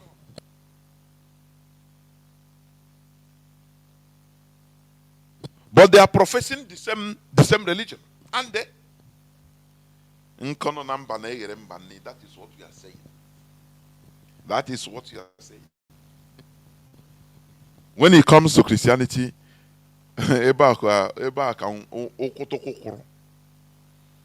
instead of relegating the religion to the normal way, to be remain religion, do you know that what the philosophers, European philosophers, tried and separated church from state? Do you know that in Nigeria, church is no more separated from state? Can you tell me? But they are the people that will tell you, no, don't enter politics. But why is it church become a solution center? If you are sick, they tell you, is there God will heal you. Is it their job? Which means they are taking the job of the state. Are you hearing me now? Don't you see the logic? They have now encroached into where they are not supposed to. Had it been they go their thing. If they go to church, they do their normal ritual.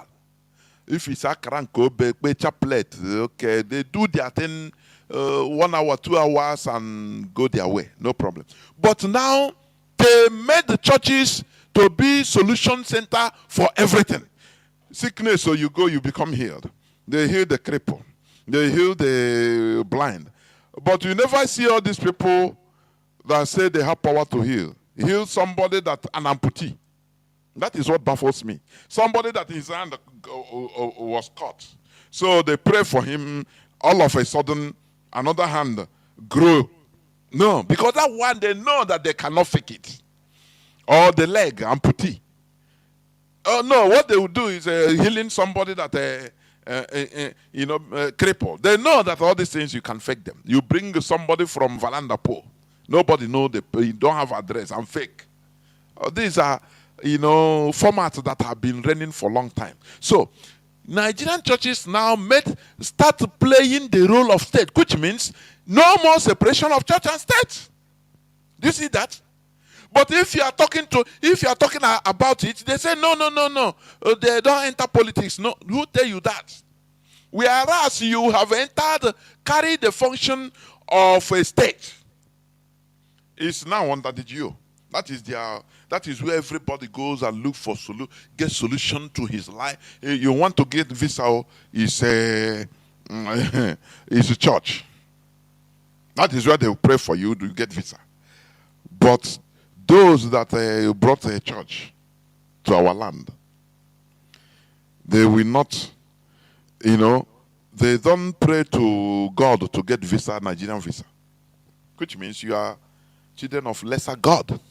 That's it. So, Nigerian churches have now taken No, they have taken the function of state. If you are in them, you don't. If you are with them, you don't need a government, anything government, because they are solution to everything. Sickness, their solution. To get job, you pray. They pray for you, they'll give you solution for you to get good job, and Don't you see that we need to mentally emancipate ourselves from this mental, cage that we are in? Okay, let me go straight to the topic of today's discussion: the importance of common ideology. We have been talking about ideology. Biafra is ideology. Many people don't understand this word ideology. It is something that binds people together. Ideology is a system of ideas and ideals, especially one which forms the basis of economic or political theory and policy, which means, ideology is a basic issue that galvanizes people together. From there now, because it is from your ideology that we start forming a political theory and policy that guides you. How to pay salary, it is through ideology. When you go to the northern part of Nigeria, they base their things on Sharia. You are talking about Nigeria. You don't know that the Sharia North, they have gone. They are no more part of you as Nigerians. They are just doing lip service. They are just doing lip service in order to be collecting money, trillions of naira from our resources. And that is why they are. Otherwise, they are directing their. Don't you see? They say, dear, you don't drink, you don't sell alcohol, you don't drink. If they see a man with alcoholic beverages loaded, they will destroy everything. Because that is the basis of their ideology, the basis of their policies. Whereas in our own land, it's different. That is their ideology. Islam, Sharia is their ideology. So, why are they talking about Nigeria? Because they cannot leave Nigeria. They have tested the forbidden fruit. And it's sweet. Are you hearing me? That is crude oil. Britain have, do you remember Harold Wilson's revelations before he died? Or Harold Smith? He said when the North, before independence, the North, Ahmad Bello said they want Araba. They are the first people that say we don't want to be part of Nigeria. Britain have to convince them, say, look, are you people crazy? What do you have? You are in desert. What do you have? So, you don't have nothing. You will go there and dry up.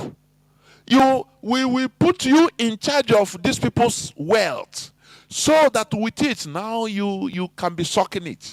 And that's it. Just be saying that you are part of Nigeria. It is what Britain used in order to compensate them, to make them remain in Nigeria. And that's why they're in control. So Britain gave them naturally. Britain made them to be natural majority in the Senate. Right before independence. Britain made them. They did abracadabra. So when you see Nigeria rigging election, this and that, it started right from time by the British. They tilted everything towards the North. They made North, they bloated the northern population above normal. They gave them 52% senatorial seats all the time, so that naturally they are majority. That's why they always boast. They say they are majority. It's Britain that put it there, so it becomes permanent. There is nothing you can do. They decide who. They are the king makers in Nigeria. That is why the only way, in order to destroy the cycle we are in Nigeria, is to what? To remove ourselves. Once we remove ourselves, Britain has no much power again in order to control them. To do what India did it. When you see India, I know I've been saying this here. When you see India is progressing today, India Today, you can, if you have a kidney problem, you fly to India proudly. They treat you. India progressed like that. Do you know why? Because India reshuffled themselves. They didn't abide to the borders created by Europe. Because before the Indian independence, they were having Francophone India. They were having Lusophone India, Portugueseophone India. They separated the people and created their borders. Some side are speaking, they are Indians, so they are speaking Portuguese. Others are speaking French. The same way they divided, they did us. But before India had the independence, now they ask themselves question. They said, no, who is an Indian? That question made them to reshuffle themselves. It was not palatable.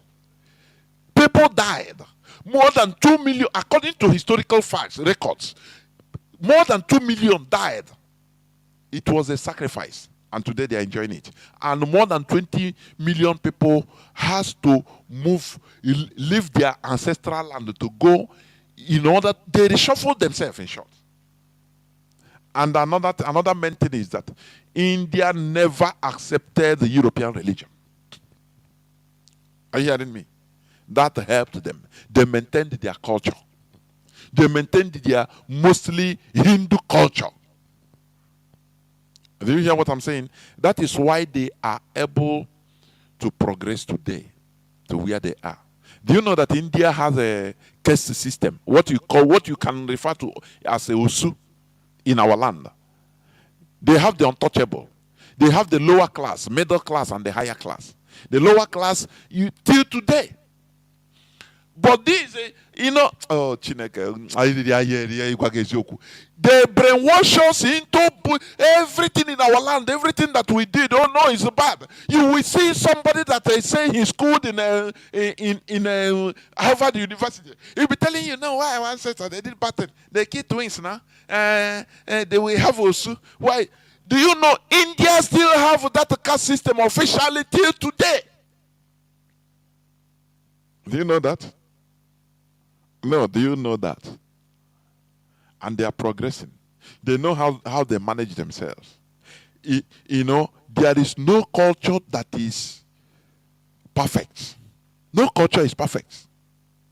When you talk about our culture, our people, they just, because it is a program the Europeans have imbibed into our brain, to think of our culture only evil things that come out. But our people failed to understand this. After the war, 1970, after the war, Igbos were left with nothing. Every Igbo person was poor. The only rich people in Igbo land were saboteurs, those that fought against their brothers. They were like Nnamdi. He said it, that their money was not, his father's money was not seized. So these are the only people that we are not poor, the few of them. But every woman, even a whole minister during Biafra time was reduced into selling akpakara dingwom, selling empty bottles. A whole Cyprian. Are you hearing me? And the BBC interviewed him. We are mocking him. How is the mighty fallen? Mocking Biafra. Oh, these people. Oh, Chinekele. Anyway, that is it. But we must continue. All these things must energize us the more into getting what we want. Getting Biafra. After the war, as I was saying, what made the Igbos to rise up today as the Igbos become the richest tribe, not only in Nigeria, even in Africa. It's according to statistics. As a tribe. Do you know that? What made us to rise up? Our culture. Application of our one aspect of our tradition. Ewa boy. Doing servitude. It's part of our culture. But people will not, whenever you talk about, kill the twins, but India is still doing this thing today. This caste system, or caste system till today. person doing it here today. Are you hearing me? Igbo boy, we just applied just one aspect of our value, our culture, and it helped us, it brought us into wealth till today. What are you going to say about that? But Europeans sadly programmed us in order to be looking only evil things in our culture. They don't tell you how the Europeans kill. Do you know that church, Christianity, they burn people alive? Do you know that? Oh, that is, ignorance is a disease, honestly. Do you know that Christianity, right from till even not up to long time, till maybe 17th century even, that was when the thing went down. Go and make research about the Inquisition. Go and make research about it, and you will understand what I'm saying. They will come to a community, Christianity in Europe. They will come to a community and set up any person they accuse to be a witch. They will take you. They will burn the person alive. Sometimes they will stone the person to death. But when you tell people, Jesus, they will tell you, no, all these things is Old Testament. Who tell you that? It's not Old Testament. Christianity did it. When it stopped, it's not up to 300-400 years back. It's not up to that time. What about slavery? They enslave. It is the church, the popes order that give, King, is it Alfonso the of Portugal, the 5th. Or the 2nd, sorry, to enslave Africa forever and take over what belongs to them. It's the church that gave them the power. The religion you are in today. But you don't want us to talk about it, do you? Because you are naive. You are sentimental. This is how our people. That is what, let me read what, what do you call him? Frederick Lugard. I had to call him Lord Lugard. Frederick Lugard. His analysis, what he said about the Igbos, Hausas, and Yorubas in 1918. He described us. He said, okay, in a letter, Lord Lugard wrote to Walter H. Lang in 1918, which involves the attitudes of the 3 great tribes in Nigeria. He said, and I quote, after spending the best part of my life in Africa, my goal was to improve the people I was ready to give my life to. Look at what Mr. Lugard said about Hausa, Igbo, and Yoruba. That seems to be. Now, Hausa. He's talk about Hausa. He said he is a fatalist. That is, spending money excessively, and a gambler. He is seriously immoral and seriously ill. He is a threat to any community he finds. He has no ambitions. Do you see? Do you see their idea? What and is their ideology? That is why they see us as that we are rebellious. Are you hearing me? Just 1 second. Let me bring out something.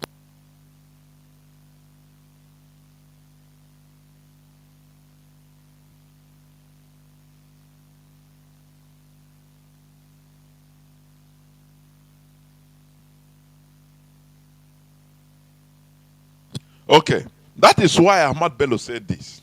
Let me play it also, because that is their life. The caliphate. Remember, it is the Fulani caliphate that was in charge of the Hausa that time. They created the Sokoto caliphate. So Lugard referred to all of them as Hausas, but it is the Fulani character in charge.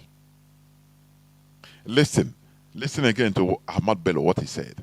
One thing I've noticed, Premier, while I've been here, is that Northerners seem to have, most call it, obsession about the Igbos.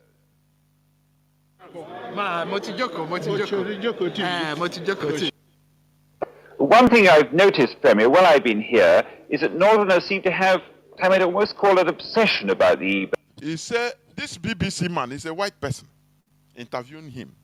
He said one thing he noticed with you guys is that you people are highly obsessed with the Igbos.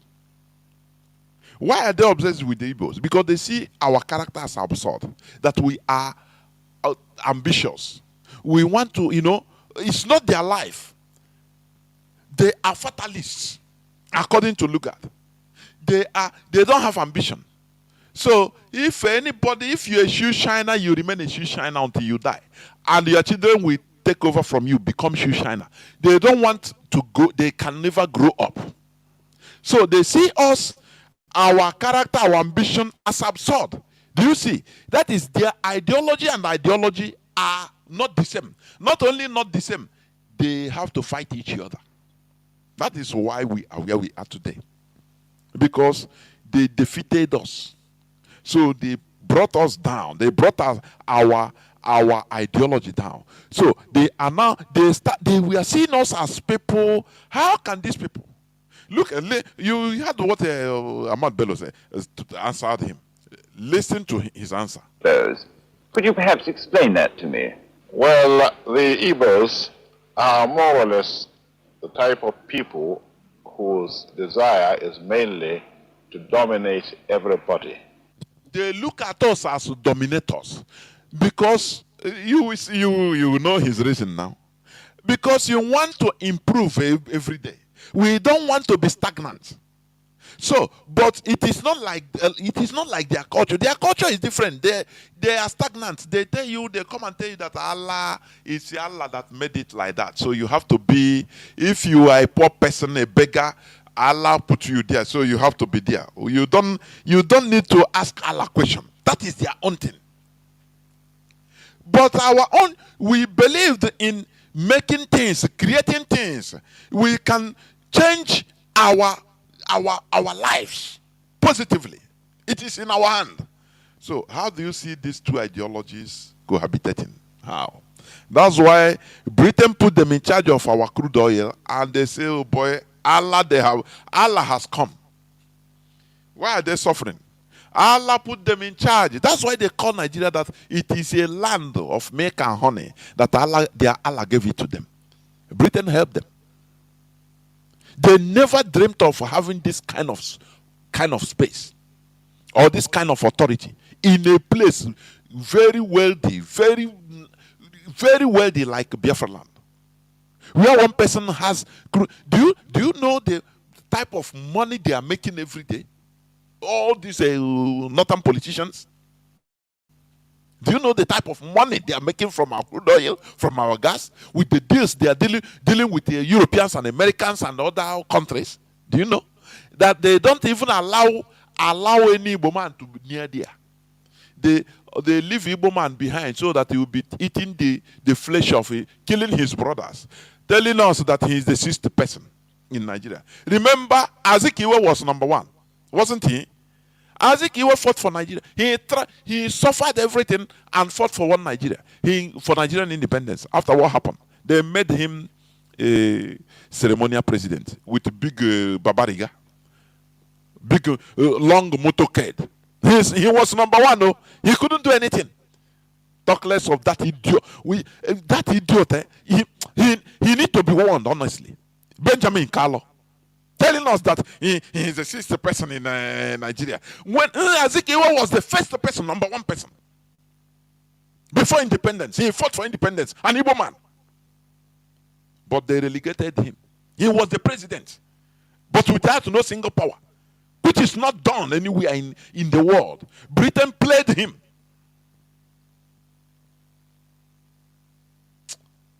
Our people should be careful, honestly speaking. This type of Benjamin Carlo, he is talking of sixth person. He forget that Azikiwe was number one. What of Agin Hiroshi? Was he not number one? I'm talking of you are sixth person. So our people should remove themselves from this primitive mentality and character.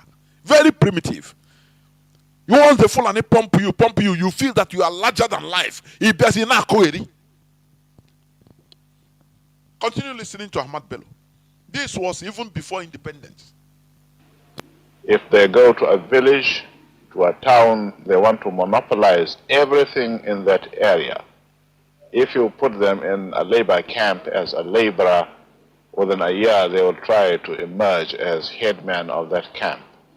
Well, tell me, Omonembiko, if you are hearing my voice, how can this type of character be dominating or be regarded as bad thing? You enter, they take you as a laborer, and you started working hard, working more than others, and the chief will love you. He will now make you the head chief. From there, they start promoting you because you merit it. You work more harder than others. You apply yourself. Remember, when our late general Ojukwu, he tried to enter military through the father's connection. He saw that his father don't want him at all to near anything politics. His father wanted him to be a businessman in order to control his wealth. Are you hearing me? Because his father, Mazi Louis Ojukwu, he's influential in the government. Or he was influential during his days, highly influential. So do you know what happened? Ojukwu ran, a graduate at that time. He ran and enlisted as a Kurumfo in the army. They broke the news to his father. His father ran Besek. His father told the commander that is their trainer to suffer him so that he will run away and to suffer him. What I'm telling you is the biography of Odimego Ojukwu. The father, Louis Ojukwu, he went and he told their trainer, their chief, suffer my son so that if you are giving orders, waking orders maybe 5 in the morning, wake him 3 and tell him to be carrying shit so that he will run away. He will hate the military. And he was a graduate. And they started suffering him. The more they suffer him, the more he loved the thing. He was very humble, doing anything the trainer told him, even more. To the extent, one day, they were in a course, studying about gun, coupling how do you say it? Losing guns, piecing the guns, and coupling them. Now, their trainer, their boss, their teacher, who was a white person, started telling them the names of the parts of the gun, and the teacher made mistake in one part of the gun. Naming it another thing. Ojukwu said, sir, you made mistake. This is the name. There, the man said, he told the father, he said, no, we cannot continue suffering this guy. He's very, very, very intelligent and bright. No, you are his father, yes, with all due respect. But this guy should be a commissioned officer. Do you know what he did to me? He disgraced me in the presence of everybody. He corrected me. Something nobody can do. He corrected me. From there, they removed him from Kurumfo and started they put him as a commissioned officer, direct. So he entered military on his own. So this is not. They don't like it. Ahmad Bello. This for them is absurd. For them is haram. You have to be there like Mumu. If you're a beggar, you continue being a beggar. You and your children. So that Alhaji we have people they will be given they are rich people, we have people they will be given this thing, sacrifice, and their Islamic zakat. So why should you aspire to get out from begging? No. It's not done. That is their way. So they see our character. Look at how this man is describing this. Somebody, if you enter into a job, you want promotion. You work hard and become promoted. You apply you work honestly and hard. But it's not their way. That's why Lugard described them that, look, let me read it again. Lugard described them that they are fatalists. He said they are seriously immoral and seriously ill.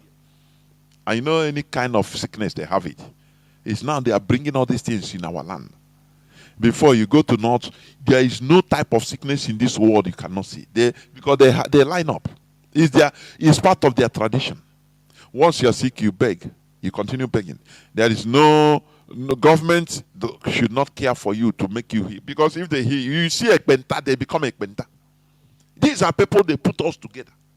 Whereas in our own, we try to look for solution. If somebody is type of sick, we try to check solution to bring him out of that sickness. But no, they are not. He said he is a threat to any community he finds. He has no ambition. Don't you see? Lugard described them very, very well. They have no ambition. And that is why Ahmad Bello say, he called the Igbo, say we are domineering. Listen again to what he said. You have been hearing it, but listen. If you put them in a labor camp as a laborer, within a year they will try to emerge as headman of that camp. So they want us to continue just being laborer till you die. No progress, just laborer. That's why in our land today, as a Biafran, as Igbo man, you're in a federal government parastatal, no promotion. Because they want you to be there. Be one for be like that. Because it is their culture. And so on. Well, in the past, our people were not... Do you see? That is the people we are in the same country. Different ideology. How do you think that it can work? Never. I say never. It can never work. Because of ideological difference. It can never work.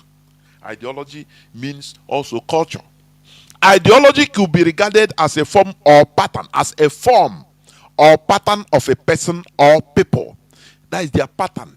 Their action, their pattern. You know, every people, they have their pattern or behavioral pattern, the way they reason. Are you hearing me? Okay, let me go to read what he described with the Igbo. He described about the Igbos. Look at it. He said the Igbos, they are fiercely rebellious without any authority. You know, they didn't understand our republicanism. We are the real original Democrats, natural Democrats. Britain came, remember Britain is a monarch till today. And they modified it anyway, but Britain came to our land, listen. They saw that we have women. Women can be, are also part of, government, running our governments. Women can be leaders in our land. This Britain, you are seeing today that is calling a promoting of women equality. They are teaching us women rights or women equality. That time, before 1918, British women, we are like, do you see how they keep Saudi Arabian women? Do you see how they keep the women in the north? In the other room. As Buhari rightly described them. Because that is their culture. Their space is in the kitchen and in the other room. That is how Britain was treating their women. What opened up European women in general and the British women in particular is after the First World War, let me tell you, in 1918. That was because the First World War cleared the European British men. So before that, British women does not work. They only cook in the kitchen, take care of the children, and breed, nothing more. Breeding, reproduction, nothing more. They don't work. So, when the war was going on, the Second World War that started, I think, 1914. I mean, the First World War, I'm saying. I beg your pardon. The First World War against the Ottoman Empire. The British men were so depleted that they no longer have manpower in order to do work back in Britain.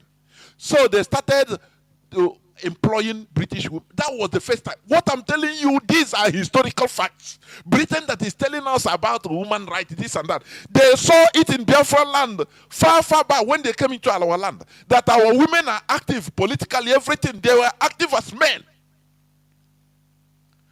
they tried to quell it. They said no. They quell it and started giving warrant chieftaincy only to men. Do you see that? To the bad people in our land, Britain started recruiting them as their representative. They were saboteurs. Mostly, many of them were evil men that were ostracized from the society. What I'm telling you is historical facts.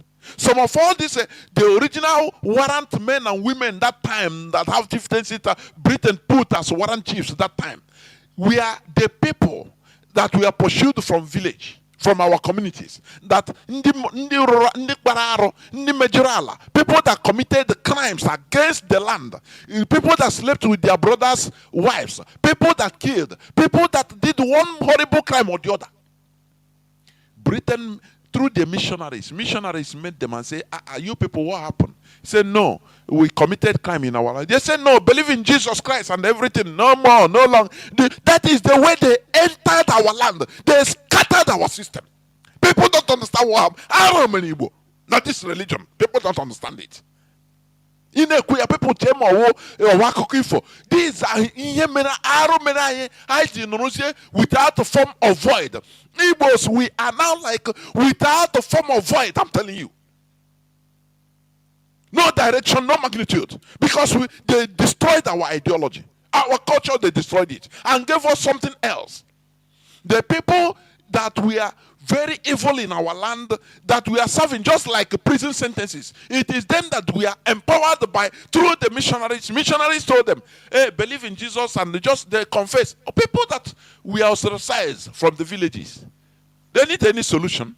They saw these foreigners with this strange belief. They say, if it is the solution to our problem, no problem. We believe. They started from there. Started wearing tie, necka, and short sleeve. Give them Bible. So you are now the leaders of the community. They started giving them military to be protecting them, because they know that the villagers were amazed and say, these are the evil people in our villages. How can you impose them on us? They destroyed our culture. Does people know this? Many people don't know this. They'll say, no, this religion, no, it is John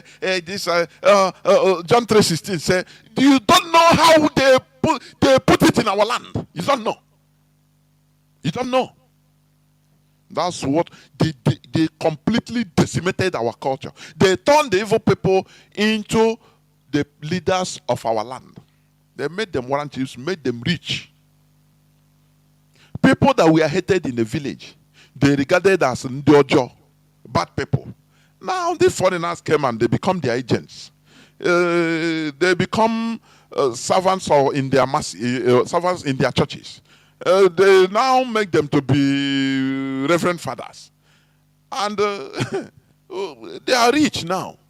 Britain make them rich. So, any person in the village that does not succumb to their power, Britain will send their military, they will kill them. They will kill them in our land. And that is how things fell apart, according to Chinedu. Everything in our land, things fell apart. As people started succumbing, say, if these people are bad and they committed crime and they are being protected by people, by this British, the only thing they tell them is once you believe in that name they call Jesus Christ, it's okay. That name, the religion becomes a sanctuary for doing evil, committing evil in our land. What I'm telling you, these are historical facts. What happened to us? No more punishment for evil. If you thought that this person, I'll not go church immediately. I'll say it now. Father on your charge, man, your baptism. I'll say no. I was a new creature. It started right from the time of when they came to our land. After all, one man, Agogo, is it Letitia, the great-grandchild is Letitia that opened up from Enugu State. His father was a slave dealer, an Igbo man. And she confessed that, not his father, sorry, not his direct father, great-great-grandfather. He was a slave dealer, a British agent. He said he was the person that brought Anglican church in their community, in their village, till today. Their great-great-grandfather. But he was a slave dealer. Scouting people, bringing people, kidnapping people to sell to the British. He was the head of the Anglican church in that time. Go and Google it. Something Agogo. The confession of Letitia Agogo, because she has to confess all of their, she has to confess because he said what is happening in their lineage is very bad. So they have to start making researches, and they found out that their great-great-great-grandfather was a British warrant chief. He turned to a Christian early time by the British, and he brought an Anglican church in their community till today. He was a slave dealer because he was representing Britain. He was, an agent, a bad person. So, as things are going with impunity now, because you can no more, any person that did pattern you punish, he will go to church and complain to missionary. Missionary will bring soldiers. They'll they'll bring soldiers and kill and pursue and kill people that did no evil are no more punished. People that did it, once you do evil, you say you go to church and say, instead of you being ostracized from the village, you turn to church. You go and meet missionary. Say, confess your sin. Say, I killed my brother. So they say, okay, you are welcome to our group. You are now, if you care for, they give you a name. Say you are now Saint Bernard. Ngwa, Bruzia Karankobe. Oh yeah, you are one of us now. Evil people, they become controllers of the village, which is what we are suffering till today. When bad people controls our communities, we suffer. Good people suffers. Are you hearing me? That is the truth. So they say the Igbos are fiercely rebellious. They are very zealous and very religious. Are you hearing me? They can be dangerous to be trusted. He say they are very religious. It's still what we are suffering till today. These people, Britain has been colonial power for so long, imperial power for so long. Britain had their independence from the Roman Empire, 4th century. 5th century, 410 to 412 AD. Check that time. It's more than going to 2,000 years today. They have played different types of politics. So, if they go anywhere, they use the people's weakness in order to enter them. They know that we are highly religious. And that is why we must touch that weakness we have. Because if we don't touch it, it is one of the things Britain will use in order, even if we restore Biafra, because we cannot agree in order to make a law. Are you hearing me? I said it the other day. Imagine we say, okay, we agree, we want to make law so that according to our constitution, we no longer regard Bible as a standard of taking oath. If you are serving as a public servant or a high official.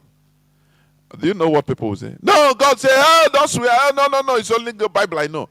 We are trying to dismantle all this letter by letter from our brains so that we go back to our roots. Because one of the applications of our roots which we did, boy, is what, made us today what we are today. Boy, we didn't study it in Harvard. People don't talk about this. We didn't study it in Oxford University. No. That's why you will see a trader, an Igbo trader. He will turn into a businessman, turn into an importer, turn into manufacturer, like Emerson. He didn't even go to school. After he will employ somebody that studied in Harvard. Because we applied a percentage of our culture. We applied it. We went, after 1970, we cry, no person to help us. Now we went back to our roots. Part of our roots, that is, boy, servitude. It has been there for a long time. It is part of our culture. We say, we went back to it. And today, it made us king. Do you see? But people don't give example on with all this. They don't give example. Once you talk about our country, our ancestors killed Ejima. We have Ohu and we have this, we have that. They will think of even to demonize everything, because that is a program that has been on our head right from birth. They program it onto us to think of our culture. Anytime we talk our culture, say go. But they don't tell you that even Christian as a Christian is part of. When you are expecting miracle, because is doing something out of, just like let it happen in a panorama or supernatural way, in a way that is not natural. When they tell you go and fast for 5 days and after drink this olive oil, what is it? Is it not a work for you to have do better in your business? Carry this holy water every morning, go there, just pour it. Is it work? But they demonize our culture anytime. They as if do they know what is equal? The only that is what we have absorbed.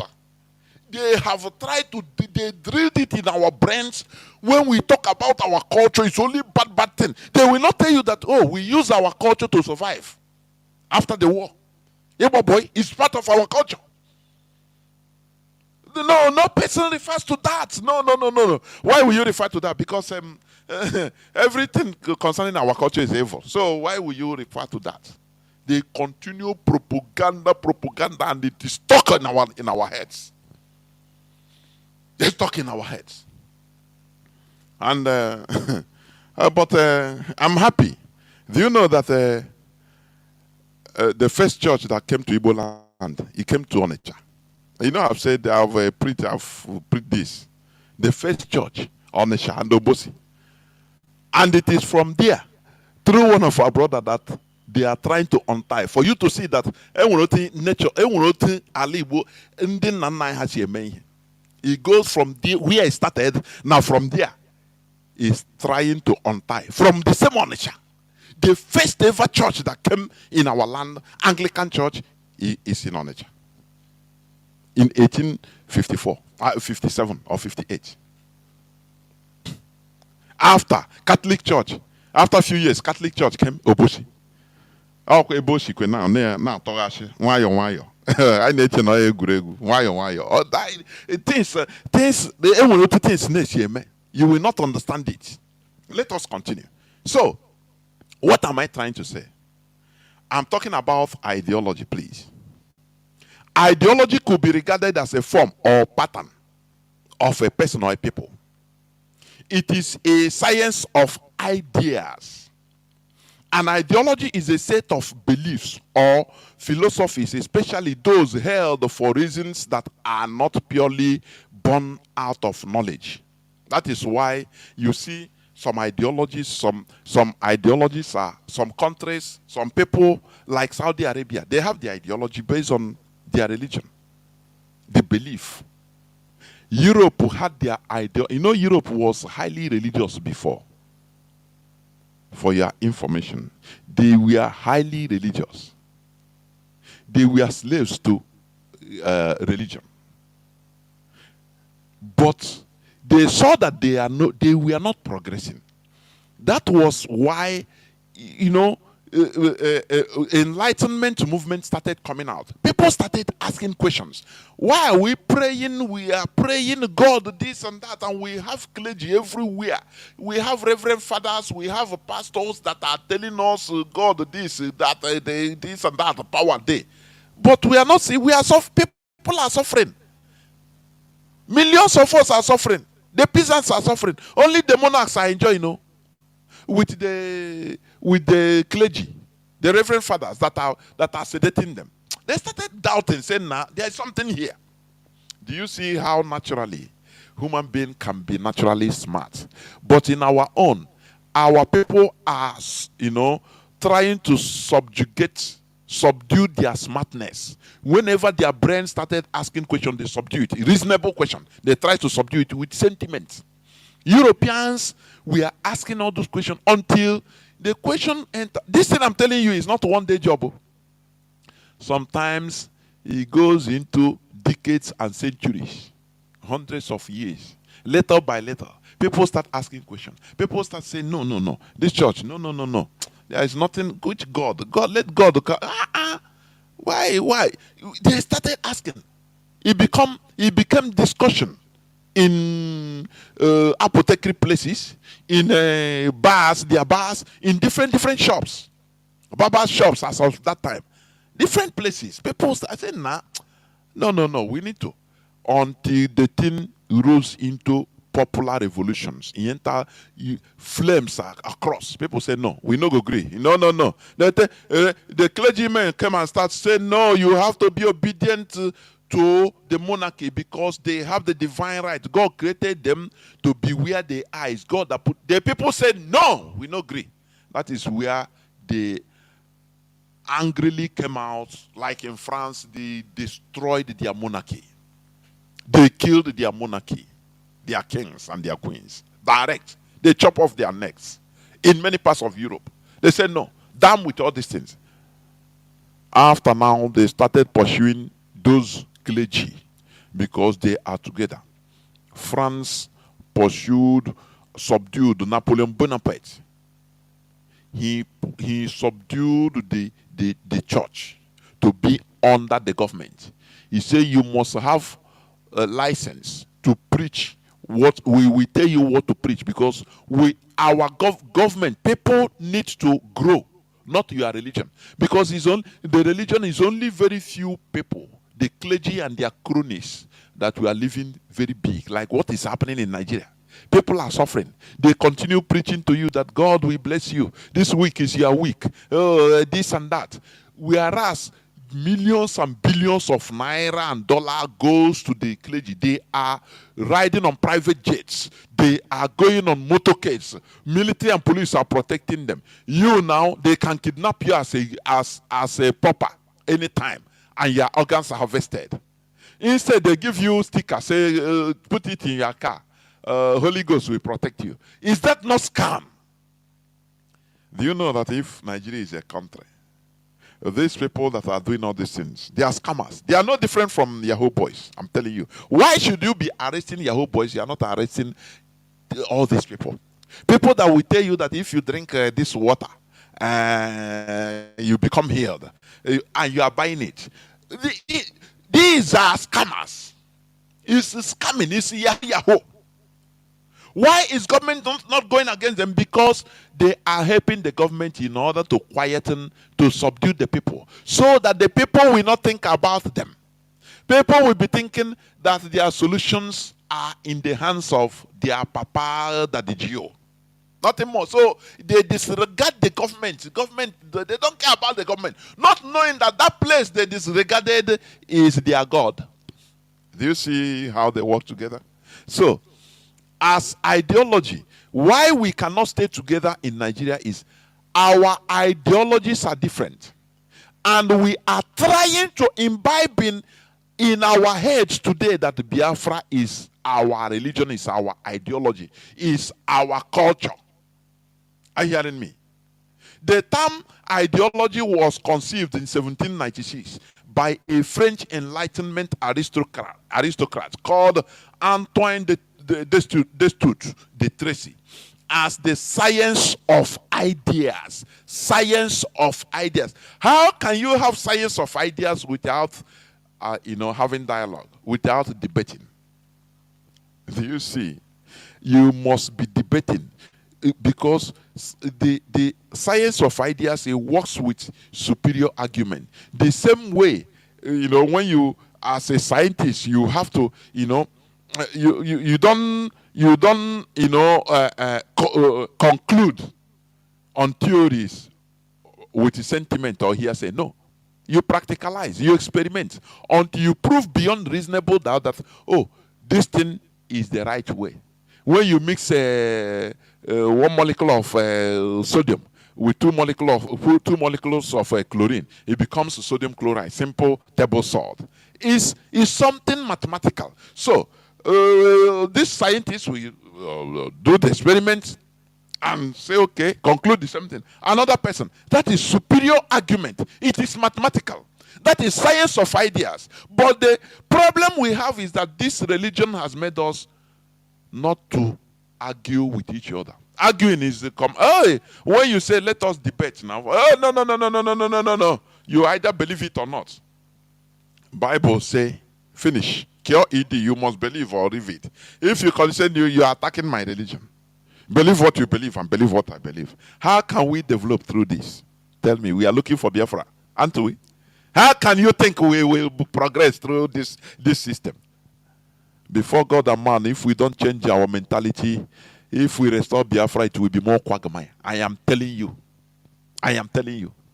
Because there are many things. People will not agree on it. How? Where their solution lies to their Daddy Gio? Are you going to bring Daddy Gio into to court? Are you going to charge him, arrest him? Where people are saying, no, he's a man of, don't touch him, they quote for you, touch not my anointing. But he's a scammer, he's committing crime. You say, no. Leave him, don't judge him. Judgment is for God. Is this mentality we are going to use for Biafra? Tell me. People are saying very easily, the law of Biafra government, and I ask you, who is going to constitute that government? Who is going to make that law? With which mentality? As I was saying, let me just round up here. This term was conceived, that is ideology, in 1796 by a French Enlightenment aristocrat called Antoine Destutt de Tracy as the science of ideas, to develop a rational system of ideas to oppose the irrational impulses of the mob. Do you know who is calling the mob? The religious section.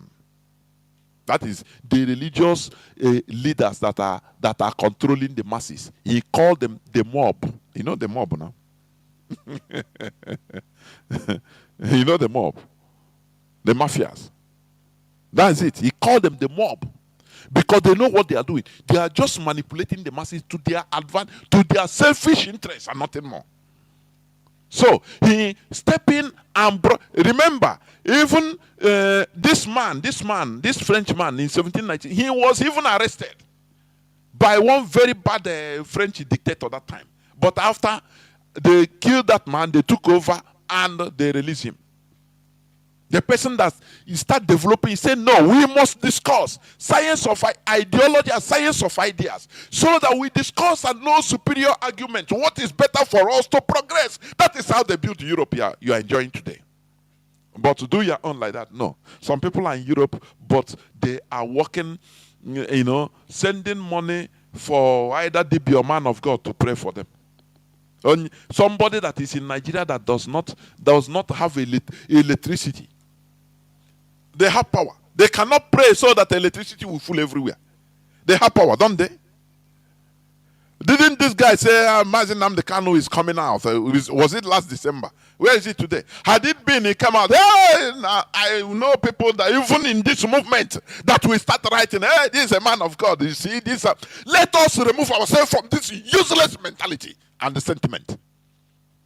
If we want to progress, if we want to advance as a people, if we want to restore a genuine Biafra, that we progress, that we earn its place in this planet Earth that we are in. That is it. This is where I'm going to stop. I'm going to continue this because I have many other things to talk about ideology, but I'm going to stop here. I will go into a few minutes break, so that when I come back, I will now open the lines so that people will start calling. Please do not go away. I'll be right back. One thing I've noticed, Premier, while I've been here, is that Northerners seem to have, I might almost call it, obsession about the Igbos. Could you perhaps explain that to me? Well, the Igbos are more or less the type of people whose desire is mainly to dominate everybody. If they go to a village, to a town, they want to monopolize everything in that area. if you put them in a labor camp as a laborer, within a year they will try to emerge as headman of that camp, and so on. Well, in the past, our people were not alive to their responsibilities, because you can see from our northernization policy that in 1952, when I came here, there weren't 10 northerners in our civil service here. Then I tried to have it northernized, and now all important posts are being held by northerners. Is this policy of filling all key posts in the north solely with northerners and not with other Nigerians a temporary or a permanent one? In actual fact, what it is a northerner first. If you can't get a northerner, then we take an expatriate like yourself on contract. If we can't, then we can employ another Nigerian, but on contract too. This is going to be permanent, I should say, as far as I can foresee, because it will be rather dangerous to see the number of boys who are now turning from all our learning institutions, coming out with having no work to do. I'm sure whichever government of the day might be, it will feel rather embarrassed, and it might even lead to bloodshed. Doesn't this damage the idea, sir, of all people in all regions in Nigeria being fellow citizens of one country? Well, it might, but you are, new to our region, but how many northerners are employed in the east or in the west? The answer is no. And if there are, there may be 10 laborers employed only in the two regions. One thing I've noticed, Premier,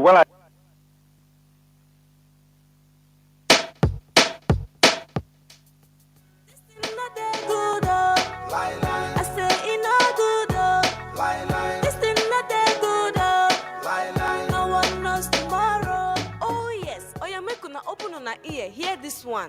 This one now for EEDC. EEDC want defraud Southeast with exorbitant electricity bills with no adequate power supply. On top the matter be say, they no go give prepaid meter to their customers, but them go give illegal high estimated bills. They no want know if lights day or e no day. Instead of them to fix them, they go force people to pay the bills where they no use, or them go cut the lights. I wonder how communities go use contribute money, buy their own power transformer, buy electricity cables, and yet pay huge amount of money to this Obodo Naija corrupt EEDC, but they no go gree connect or bring the lights. Even when they dismantle to repair community transformers wey spoil, they no go repair or return it to the communities. This issue don't tire people o. Anambra State Governor Soludo, he don't pay 100 billion naira to Emeka for an EEDC. This matter they under agreement to provide light o, 24 hours light o. But from March 2023 until now, Anambra State still there for darkness.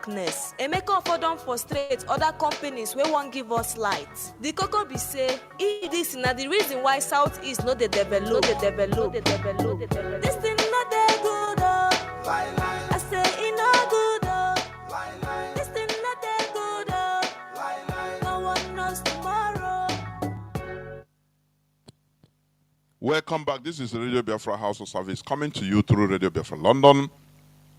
My name remains Mazi Jonathan Chinedu from Olu province of Biafra land. We are here live and direct. Remember, today is the 24th day of the 8th month, being August 2024. Therefore, our lines are now opened.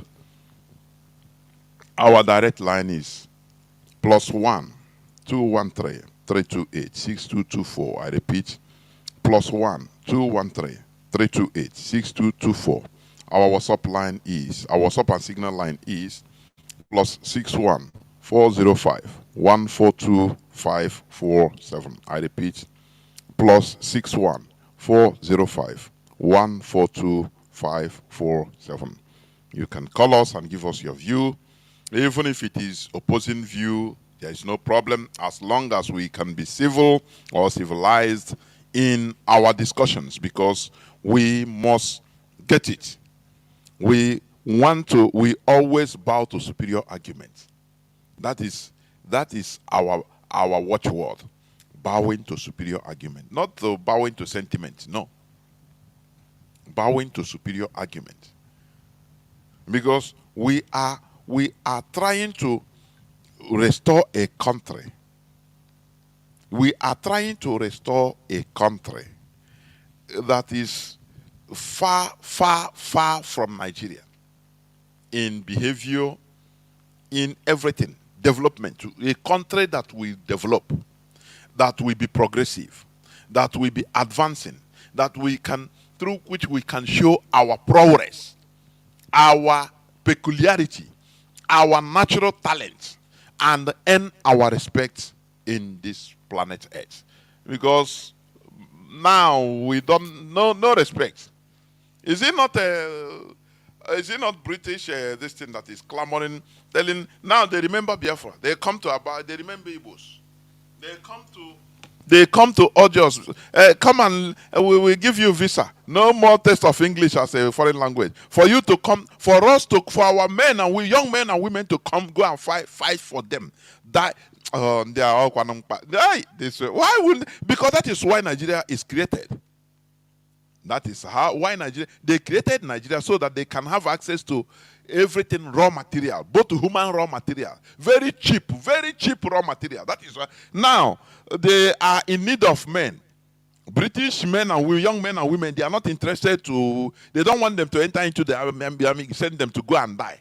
They are officers. Now they come, they remember that they have a business center called Nigeria. They'll come and talk to you, sweet. We give you visa. You know, when they talk to you that they'll give you visa, you feel that, London is heaven now. It is your heaven. There you are God. After all, Jesus you are worshiping is white. So anything they tell you, you see these useless content creators that are promoting this servitude, this slavery, not even servitude, slavery, outright slavery. Oh, come and take visa. Britain will give you visa. You go, they pay you money. You go, they send you to Ukraine. You go and die. There. Our forefathers, ancestors that fought in the First and Second World War. Did they even recognize them? Hitler killed the black people and remove any trace on them. Do you see one day where I mean the Allied forces, Britain, and the other Allied forces bring out a day, say it's a day to respect the black people being killed, that fighting for them. There is a day for Holocaust, Israeli Holocaust. What about Africans being killed, black people being killed in Europe? Does any person think about it? Because they don't take you as a human being, and you yourself, you don't take yourself as a human being. We want to restore a country that will be competitive. That whatever they do, we will do it. They don't have two heads. That is what we have. That is why we are trying to, first of all, change our mentality, because there lies the key. I have callers lining up. Please forgive me for keeping you. Caller on Mazi Ugo. Can you hear me? Mazi Ugo. Yes, Mazi, I can hear you. Can you hear me as well? The whole world is hearing you, not only me. Please go on. Thank you very much, my big brother, Mazi Jonathan. The world and the universe and everything that was created on this planet Earth by nature, not by any other thing, by nature. I hearing your voice. Preach, my senior brother, preach. The world is listening to this hallowed platform where I only to speak the truth, and the whole world understand it. Mazi, this is your brother who go calling from UK, the country that killed 7.2 million of innocent people. Their crime is only asking for the freedom of their people. And then Britain, I live in their country. Yes, we are not afraid of saying what they have done to us. Anybody that live here, don't be afraid. We only fight and achieve our goal, and then we must get our freedom, because other people have done it. They get their freedom, and don't let nobody deceive you that fighting for your freedom is a crime. They will come, they will throw you manner of things, they will castigate you, they will bring propaganda. And then to say, can you handle propaganda? And I begin to see that some of our people cannot handle propaganda. Even some people in IPOB, when something happens, they still gonna, hey, but they still go, yeah, but they say, and then to give us command, command, mad people everywhere. I speak it well, like I mean, that is how I will say it, even as I speak to you now. Some of the people that was into IPOB, immediately when you do kidnap, they now start looking to the other way around. They start asking Ndara, more people everywhere. And you are paying the price. Are you not paying the price of answering autopilots? Ndara, they have come with many ways to destroy IPOB to make sure that you imagine there is no IPOB by this time. Do you know what the Fulani will be doing in our land? Do you know? Look at even IPOB are here fighting at the absence of Onyendu. Don't you see what they are still doing? Imagine if the DOS are not here. I speak to somebody today. All they are telling me is how can they reach the leadership of IPOB? Did they call up a pilot? The answer is no. Mazi, when I speak to our people and I speak to one and those people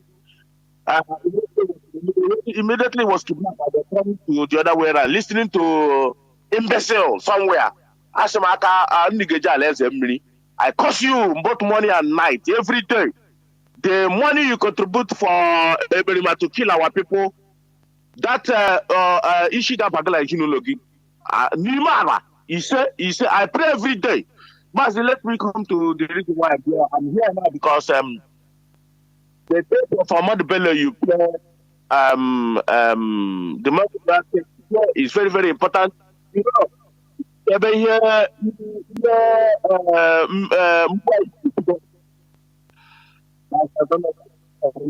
there's some noise I'm hearing. Okay. Yes. So Mazi, and I'll do snappy. Mazi, that tape, where him Bundi Boshiri Bito. If the leadership of the people that call themselves Ndibo that time, like Zik and other things, have gone through the history of Zik. It's all about Onyaga Weze, Onyaga Patuye. Zik is just a bunch of lunatics somewhere. Either you believe it or not, that is your own problem. Because I've seen them. You can still see the Zik handwriting is still manifesting in our land. You can see that it's not going, it doesn't go away. We are by somebody, a riffraff. When the boy, because why, when we have gone away from punishing people, believe me, I know who our people are. The sickness, is syndrome is still in our land. Look at Benjamin Kanu, number 6 powerful man, And today, the reason why I call, this Nigeria is dealing with our people systematically well. But we are here to direct our people and correct the handwriting and accept our people. Go to social media. At least, our people will hear more transformers in Nnamdi Kanu. Does it mean that our people did not learn a lot? Does it mean that you cannot see the danger? Now, Mazi, let me go to that is I've sought Ahmad Bello way case. That man problem force. Nobody challenged him, nobody. And they embodied them to be carrying out what they are doing. And they're still doing it today. Do you know, as I speak to you now, after I can see everybody at rage have started hitting this Benjamin Kanu everywhere. They are attacking him left and right. But do you know the news I saw this morning from one Zoo newspaper? The news I saw today, even I want to call the station. It's like they know my number, they don't pick again. Because this Gamalin in our house here that we are wiser. Do you see that they have started writing that Ohanes you to attack OT? Do you know it's writing here? Biafrans all Fulani. All Fulani there. If you see that it's pumping out in social media, if you see that in now, get on Ohanes youth. You see the reason why I like this Ohanes was formed by Fulanis. It's in their newspaper. But to share this Ohanes youth, well, let them come out. Let's see, let them interview them. Let's see who they are. This Ohanes the youth. You cannot see them, but it's in the news, in this newspaper, and nobody knows them. And you know why they put it? So that they will convince the gullible ones that you see, Igbo people. I told you they will fight it. They say Ohanes now. You say all Igbo they are fighting. They will make you to look like what Benjamin Kanu says is good. Ohanes is supporting it. Biafrans I got up in Nigeria. By the time we finish in Nigeria, Nigeria, is it not happening? Mazi, thank you very much for giving me this opportunity. There were Mazi, there were. They are talking of 40. They don't. Why they don't talk about that the atrocities going on in Imo State?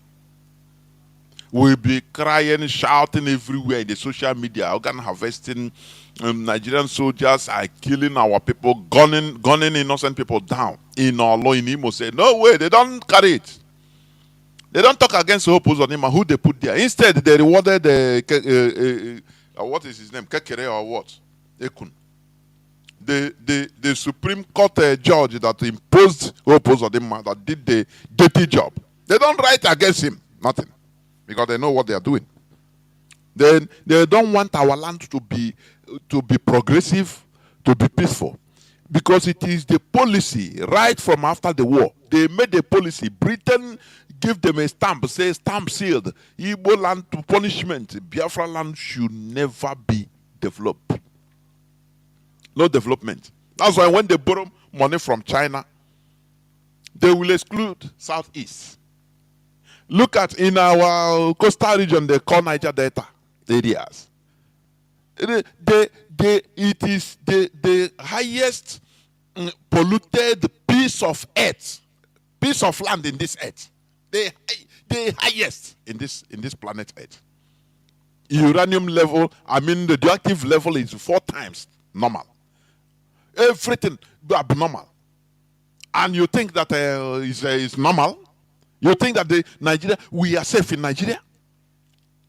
Is it not Yomi Osibanjo? When did they say, hey, organic clean up, organic clean up? When they say organic clean up, they will come. After some time, they will come, blah, blah, blah. They will take out some of the oil pollutants on topsoil. They will remove it and use it. All those things they use in their nuclear power plants. In America, in other places, they have nuclear power plants to power their plants. They refine it, they use it as a fuel for their distance. Something they get free of charge, even got paid by Nigerian government. Whereas it's something they should be buying in billions of naira or dollars. We are stupid. Let us agree we are stupid. Caller on what's up? Can you hear me? Please go on. Call on what's up. No, Mazi Obasi, hold on, not you. Mazi Obasi, hold on, please. Caller on WhatsApp. Let me see. Calls are coming in. Caller on WhatsApp, can you hear me? There we'll go on, please.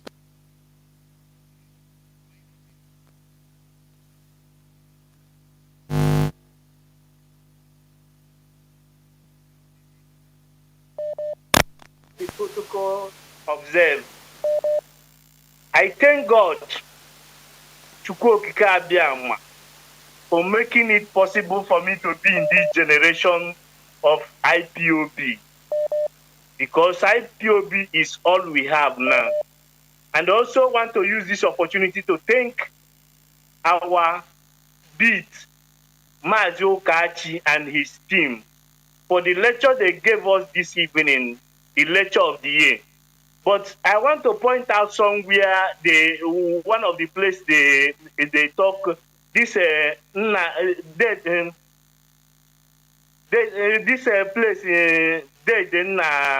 somebody I forgot, but it's very, very important where he spoke about Obasanjo, what he did in our place, and that place is very, very important. And they also want to speak based on, there is one clip you always said, and this Ahmad Bello of 18. There was one clip you played last time. He said that if this oil and everything they found in our land were to be in the north, that all of us will be trooping in there with a visa. And another thing is that our people is not learning the lesson. That these people, they don't want us alive. Upon they have everything in our land, they took everything in our land. To the extent it's not enough for them, now they are taking our life. They are killing us. for no reason because of where they fight, what God placed in our land. And again, where I want to point again is when I was here, when I was in 2020, I was going Italian language school. They were pointing out about Agenda 2030, what they are planning, how to eradicate hunger and everything and good governance. And why I want to point this out is that most of our people, we are so sentimental, like what is happening in Ngobana this time around. You see our people, that is a chair. Look about what is happening in Ngobana now. At least Igbos are up to 75% of our people there.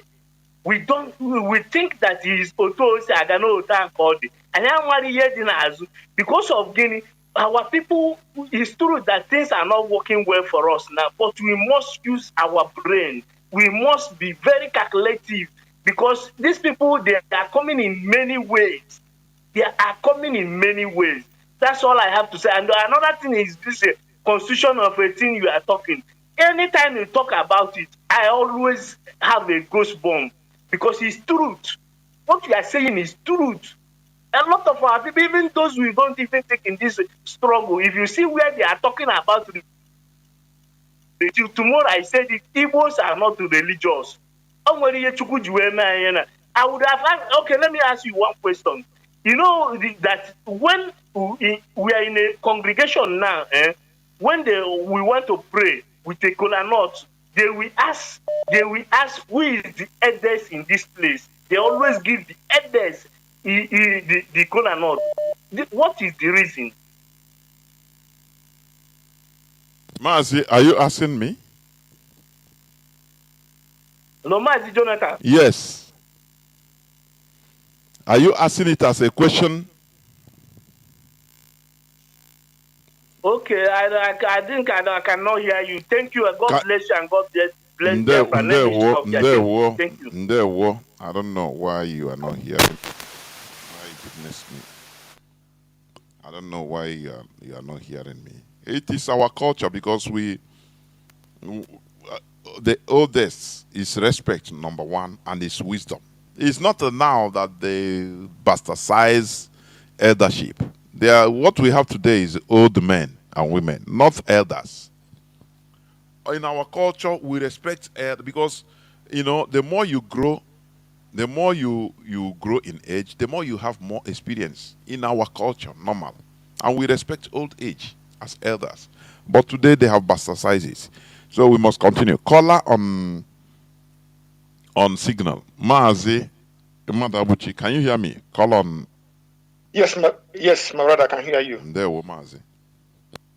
Thank you, my brother. Thank you for picking my call. Good evening, Biafrans and lovers of freedom.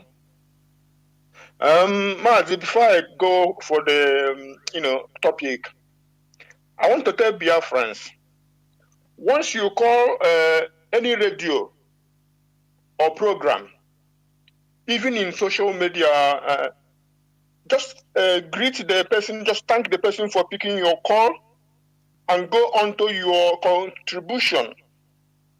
For you do not know how long you will get by the presenter and or the technology. If you go into thanking and the thanking, you may get into what you don't know and may even be cut off.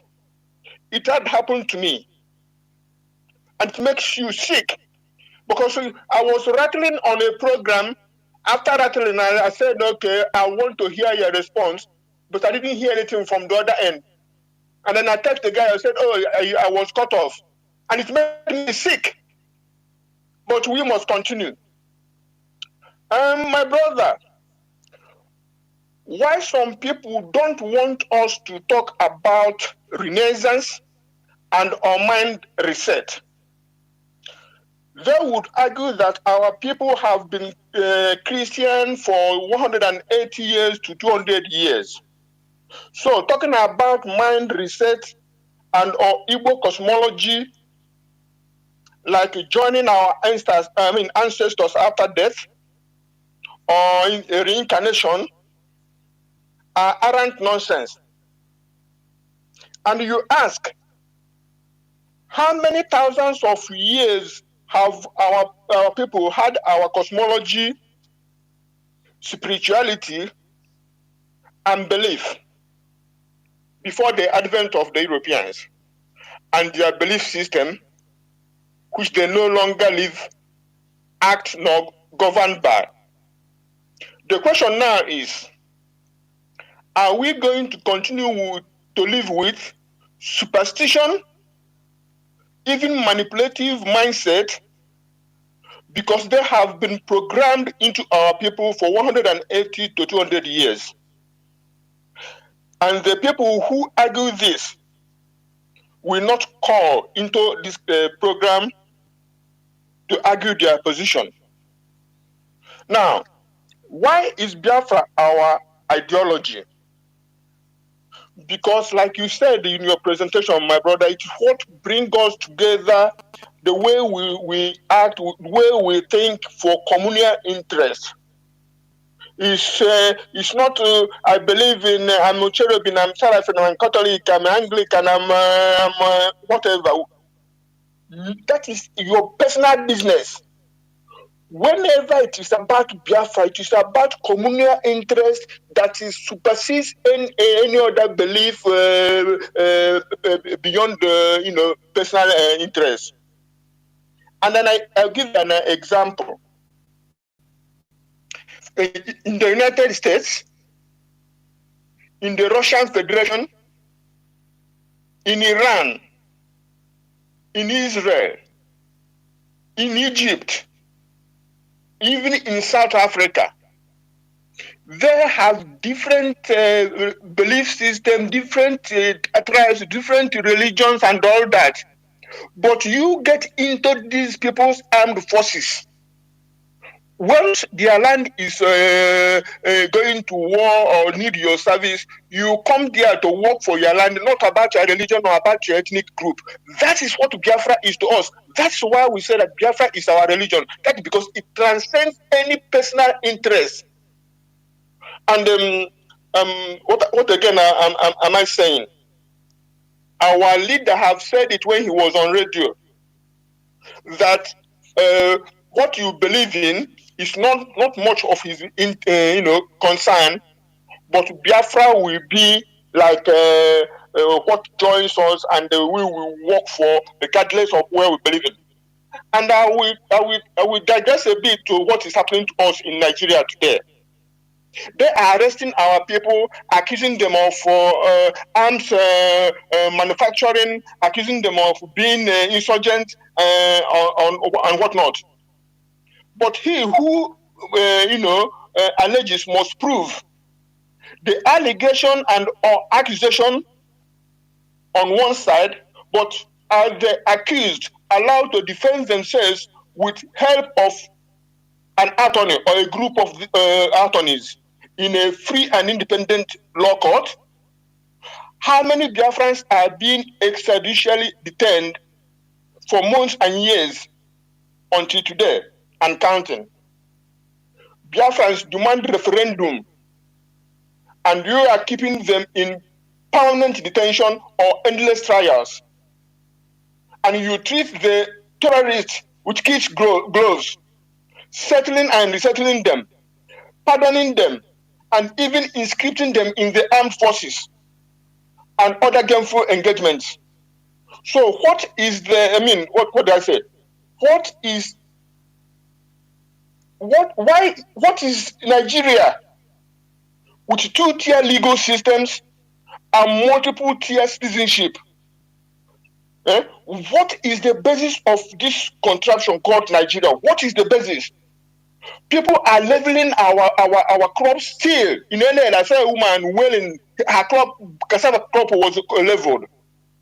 And when we talk that we have to unite together, and people are saying, my brother, I saw another thing. Somebody brought one big church, massive church somewhere to the Igbo land, and people are jumping up. And if you ask, is this what we need now? the most, some people will tell you are silly for asking that question. When you say that we need industries and the factories, we need the hospitals, you need the technical schools, not theologies or theory schools where you can stay 5 years and be unemployable. We need a mind reset.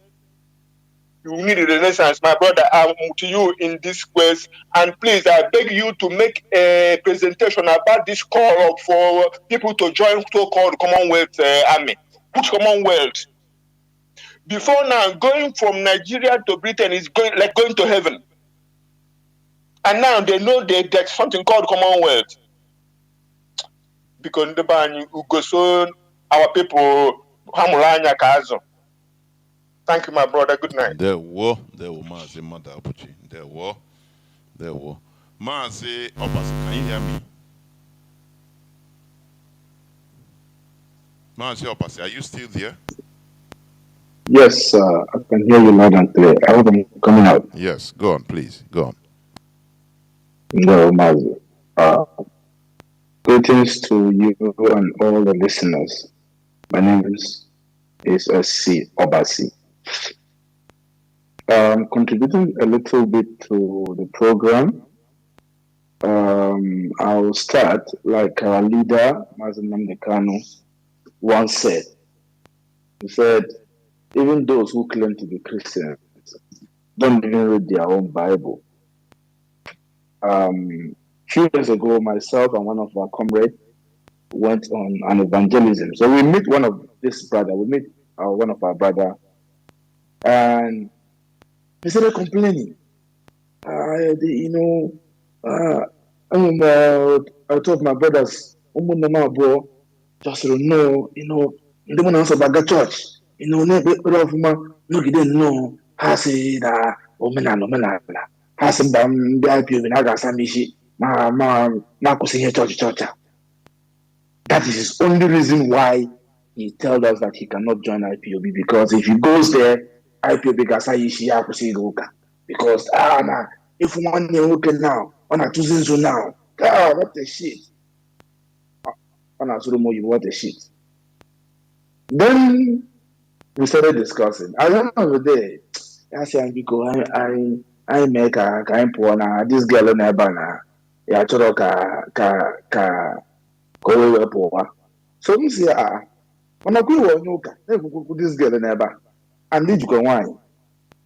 Okay, make it a wine. Yeah, even those, my point is that even some of those that fight in defense of religion, those who want to mischaracterize our Enlightenment education to seem to project it as an attack on their beliefs and religion, even them are not adherents of that religion according to the precept of that very religion. They only pick and choose and select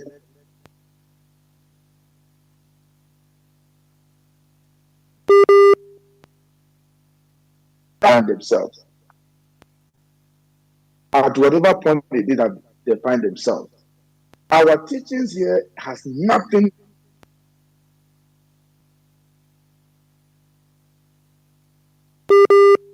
something that is better. Present to me something that is better. And if you can't, can we reason together? The Bible said, come, let us reason together. One of the problems that I see amongst our people, Mazi Jonathan, from what you were saying earlier, the same Bible, Proverbs 4:7, it says that wisdom is principal. Wisdom is principal. It's a principal thing. Therefore, get wisdom. But with all thy gettings, get understanding. It means for all your wisdom, you get all the wisdom in this world, sell it if possible, use it to buy understanding. They say Nnamdi Igbo, they are wise people. I don't have a problem with that. But the problem we have is understanding. Are we able to decipher what is happening around us? Are we able to look into the future? Are we able to ask, just like you said earlier, where does it end?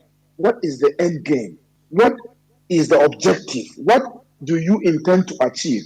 Have you sat down, like the same your Bible said, that any man who wants to build a house will first sit down and count his cost? Because if you don't do that and you continue this and you start the building and you can't complete it, people will pass by, look at the building and say, behold, for he is a fool because he has failed to plan. These are content, this information are in the same Bible. But these same people will go around, jumping around, following people who make noise for their own self-aggrandizement and for momentary satisfaction that will not give you the desired result that should have been the overall objective. Oh, and so what? They will become overzealous. And an overzealous soldier is like a fire burning too brightly. He's a threat even to others. Yes. Go on, Mazi. I say he's a threat. An overzealous soldier is even a threat to others.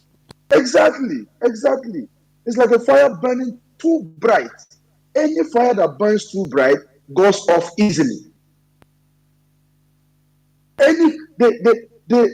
Such soldier can find himself in a very dangerous position, because even though their zeal might propel them forward, but it can also blind the same soldier to certain strategies that has been deployed against him or her. The importance of caution and value of measured step will be totally overlooked. It's as if they are dancing at the edge of their own existence without even knowing. And that is the kind of people that we want to follow. Because you think that beating your chest and making noise. They say boldness is not courage. Boldness and courage are two different things. And our people lack the understanding to differentiate these two. And all they want is to follow where the noise is louder. That is not what we need. In the art of war, Sun Tzu says that if you know the enemy and know yourself, you need not fear the result of 100 battles. But if you know yourself, but not the enemy, for every victory gained, you will suffer a loss or a defeat also. If you know neither the enemy nor yourself, you will succumb in every battle. Mazi Nnamdi Kanu have taught us about who we are. Now we are being lectured about who our enemies are. As a very understanding Biafran, wouldn't you think that it is important that you acquire this perfect understanding of who you are dealing with and of your own self to a measure where you can now say, now I have acquired this understanding, it is time to be able to know that as I move, I am able to read the time and season. I am able to decipher every kind of strategies of the enemy.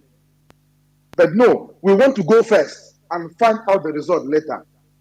And any group of people or persons who decide to move first to find out the result later, the result is always catastrophic. In the history of the world, nobody moves in that manner and succeed. And that is why, to those who have senses, to those who have understanding, to those who can read the time and season, just like also in the Bible, the Magis who visited the little born baby Jesus, as the story said, were not the only people who could look at the sky. They weren't the only people who could see stars.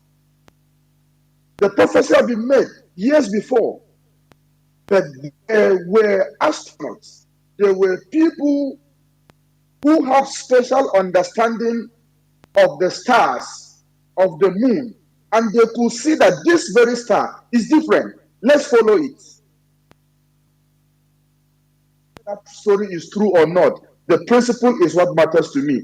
Here in Radio Biafra, we are being educated just like the astronauts, just like the Magis, so that we can identify that star, that when that star appears and it is time to go, to move to the next stage, whatever that next stage is, we will know that yes, indeed, it is the time. How many people were there that could look at the sky and see stars? But even the king could not see the stars, like our politicians. But Chukwuka Biama have selected those whom he has given the special knowledge and understanding to identify the star of time and know that this is the time for Biafra and this is how we are going to move. And the king, whether being the sixth citizen of whichever country or the sixth wherever he called himself, and his other cohorts can send their spies for as much as they want to invite these Magis back to the palace so he can eliminate them and the child called Biafra. But still, he would not succeed. They cannot succeed because we are following those who have seen the star, and we are not going to go back because through them we have learned to also read the time and season. Just quickly before I run, I know I'm taking so much time. Obasanjo was talking about his son. He has a wife from Imo State, and his child is a half Igbo, and all this thing. The question is, when Badebo, who also says his name is Chinedu, Rodrigo, the guy who contested under the party, Labour Party in Lagos as a governor, when the APC and other Yoruba Renus were calling him half Yoruba, that he's not a worthy Yoruba, that he is half, that he is born by an Igbo woman, and as such, he is not a Yoruba. Did Obasanjo speak against that, knowing fully well that this could have an implication on that his son that was born by an Igbo woman, as he claims? No, he did not speak. But they always want to draw on sentiments when they want to dampen our spirit, because they know we are highly sentimental people. That's how you have those morons clapping their hand and shouting, Ndarakwenu. Drawing on sentiment is what always derails us. And that is why they fear IPOB, because we have been taught, we have been lectured, we have been tutored, we have been trained to know that sentiment is nothing but like the snow before the afternoon sun. Whenever the sun comes up, which is the reality, it melts away. And lastly, on your reference to what they call the RPA law that was passed in 1918 in the Great Britain that allows women to vote. I made reference to this about a year or so back when I was very active on TikTok. When we have our ladies shouting, all this African mentality, come to UK and see what is happening. I reference to them. But you see, the subtle thing about even this law, to tell you how advanced we have been in what truly is the human right. The subtle nature of this law, even though it looks like it granted women vote or the right to vote, the reality is that men at the age of 21 were able to vote. This same law permitted men to vote whether or not they have property. As long as they are renting or they are paying for rent, they can vote. This same law said that women can only vote when they are up to the age of 30 and above. This same law says that even though they are age 30 as a woman, unless you own a property, you cannot vote.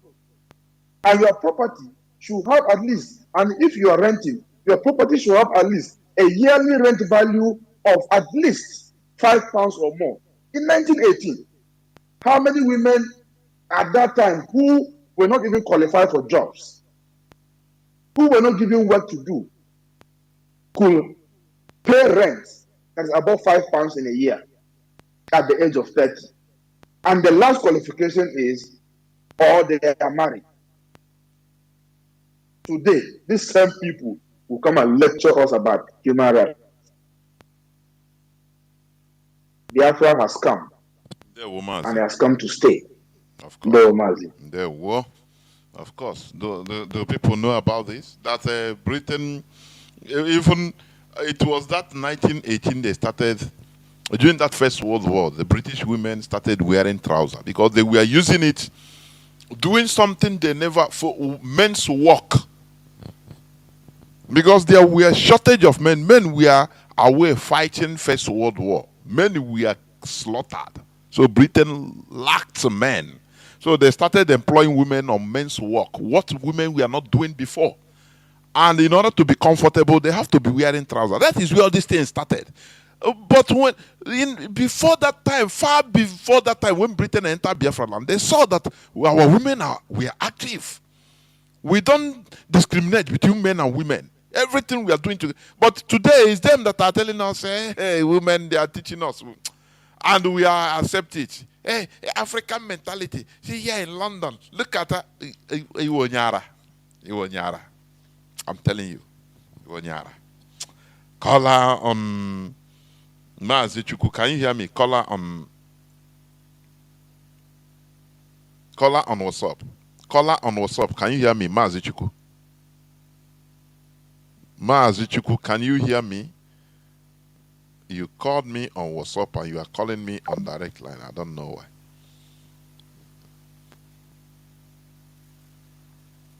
Caller on Signal, please. I'm coming here, please. Mazi Chuku, can you hear me, please? You were on WhatsApp with me? Yes, Jonathan, how are you? There, Mazi. Go on. Thank you very much. My name is Chukwu Emmanuel, and I'm speaking from my location. Thank you once again, as always.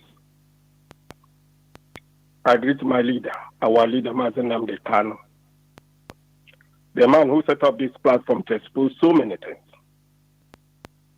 that was hidden under the roof of heaven. I greet him once again. Yes, this evening, I want to start from the question you asked about the politicians and ordinary people in Nigeria. Who is to blame? I start to think about this question so many times. Sometimes you said that ordinary people supposed to blame. But for me, I will say both of them has problem. But the politicians are to blame in Nigeria. Because when you go to other European countries, the ordinary people have chance to protest, to show their grievances to the government. But in the case of Nigeria, when people came out, the so-called government will spread bullets on them.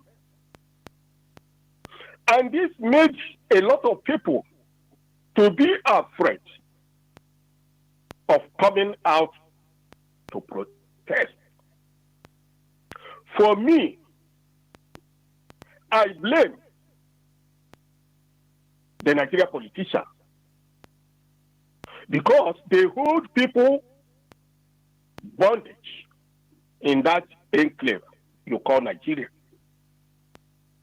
Let's example, If the Europeans started today to use gun and spray to their people that came out to protest, there will be a condemn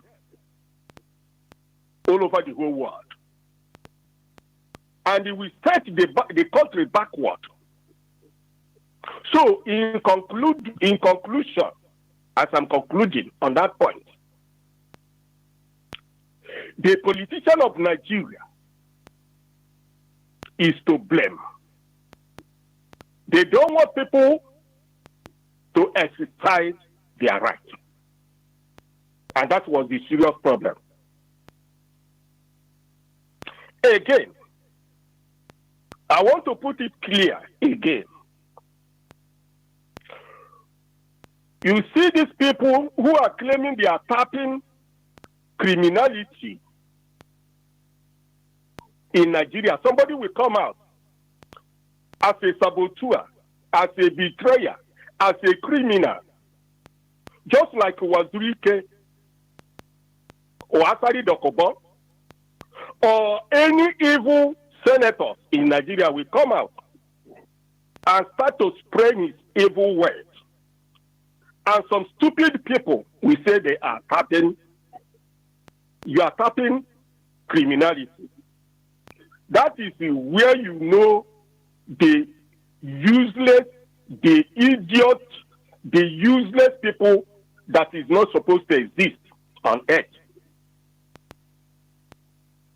Because there is no responsible human being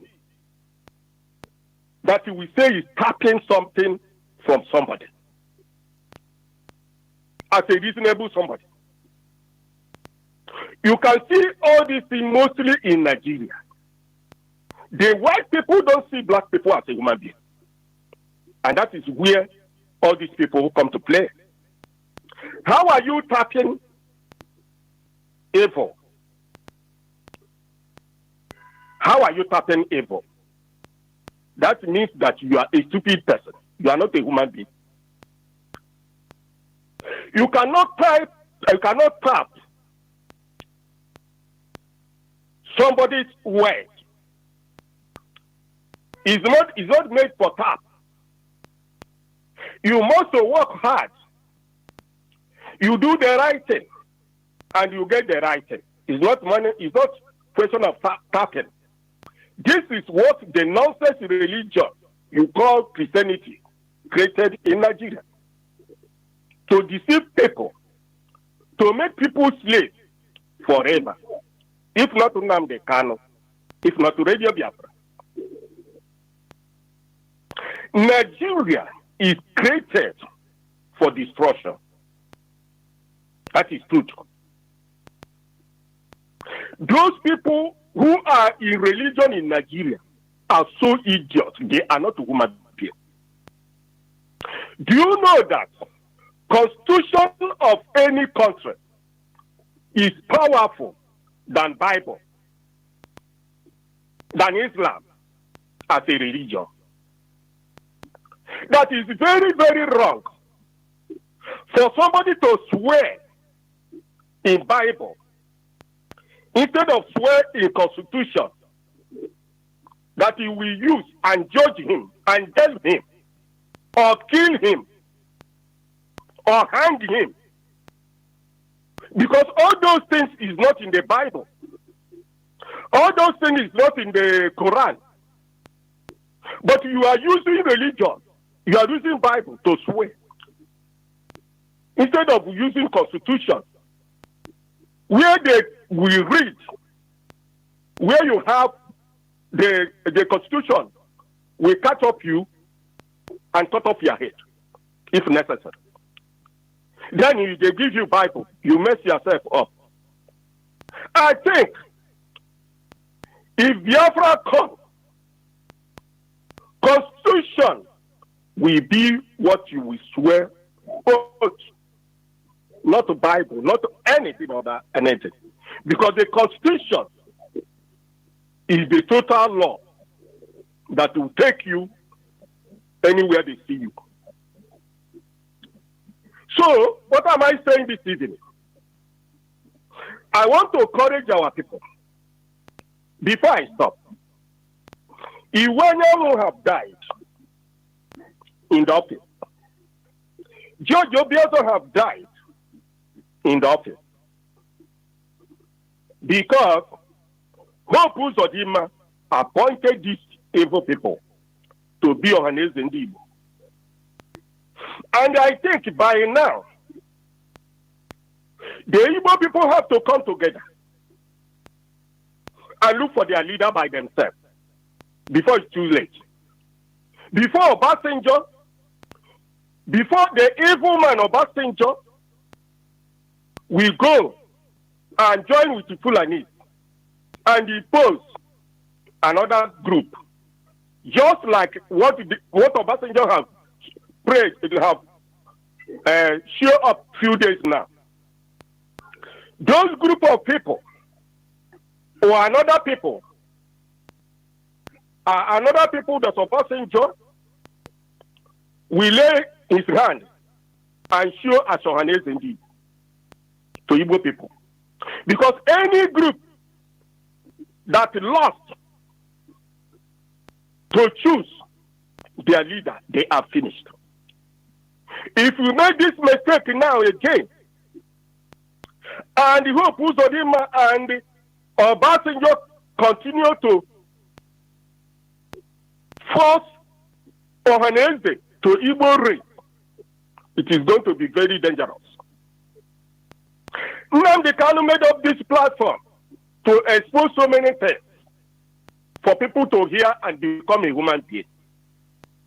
But surprise, surprise, some people are very much interested to say they are fighting for religion Christianity.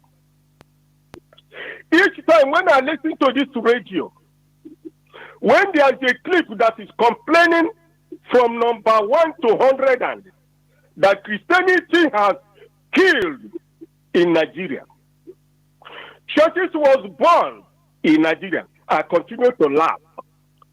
What type of religion is this? What type of nonsense is this? The white people remove what you have spirituality and truth. They use chain and chain your two hands at your back and chain your two legs. Say you are Christian. They told you if they slap you this side, you turn the other side. If you do so, pray for your enemy so that you go to heaven. They go the other side. They call those other people called Islam. They give them gun and bullets. They told them, go and kill these idiots who are saying they are Christians. As many people as possible you kill, you will go to heaven. And those things are playing in Nigeria. If Christianity is made to save black people, can the white person give it to you?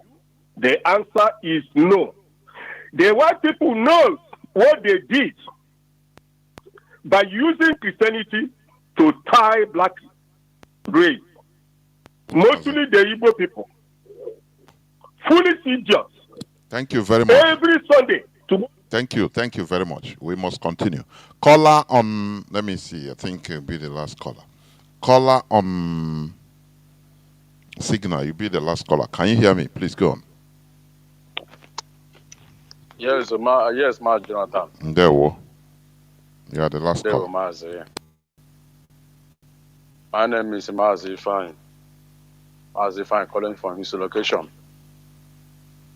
Mazi, first of all, I want to thank our leadership. May God bless them. Their labor can never be in vain. Mazi, allow me to proceed in this way. Mazi, I'm also offer against anybody who said that our radio can never be speaking. I'm also doing offer Nolubai Kanjeme, because this your message and their topic is supposed to be going far, so that our old ones, our old mama and our old papa, and our people at various places will be hearing your voice.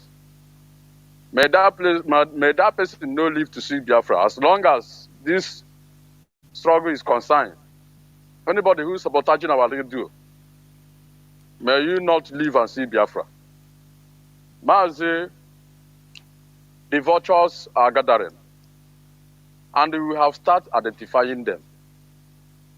Mazi, we have started identifying the vultures, people that want to kill our people, people that have collected money and they have deal with a Fulani oligarchy to slaughter our people. Ndi Yoma na Sonso, Mazi, they have started gathering, and we have begun to identify them. But this time around, they will not live to tell their story as long as IPOB is concerned. Mazi, not every politician is our enemy. But those ones that is our enemy, our ancestors have started bringing them, making them to expose themselves before the time. And we must not allow them to survive, because this people has a great plan. And also, I want to use this media to tell you, the evil politicians, from hopeless or danger, you can never live and enjoy that blood money. Even Biafra come today or beyond, you can never live to enjoy the blood money which you acquired by killing our people, by trying to please your masters. You can never live. Even your family, none of you people can live and enjoy the wealth you are accommodating because of selfishness. And that is why this buffoon called Benjamin Kanu now bring his own to start threatening the entire life of Biafran people. Also, once again, trying to also please descend their masters to tell them that he can still do what is happening to Imo State, to Abia State. Except our ancestors, Narahora, except they are sleeping and allow that man to survive with this plan that they have planned to kill our people once again. They are doing competition who will kill our people most. And that is why this animal have guts to say, it's my turn. Because in other words, he's trying to say it's his turn. But we can never allow him. Mazi, let me go back to your topic, please. Because there is rain here.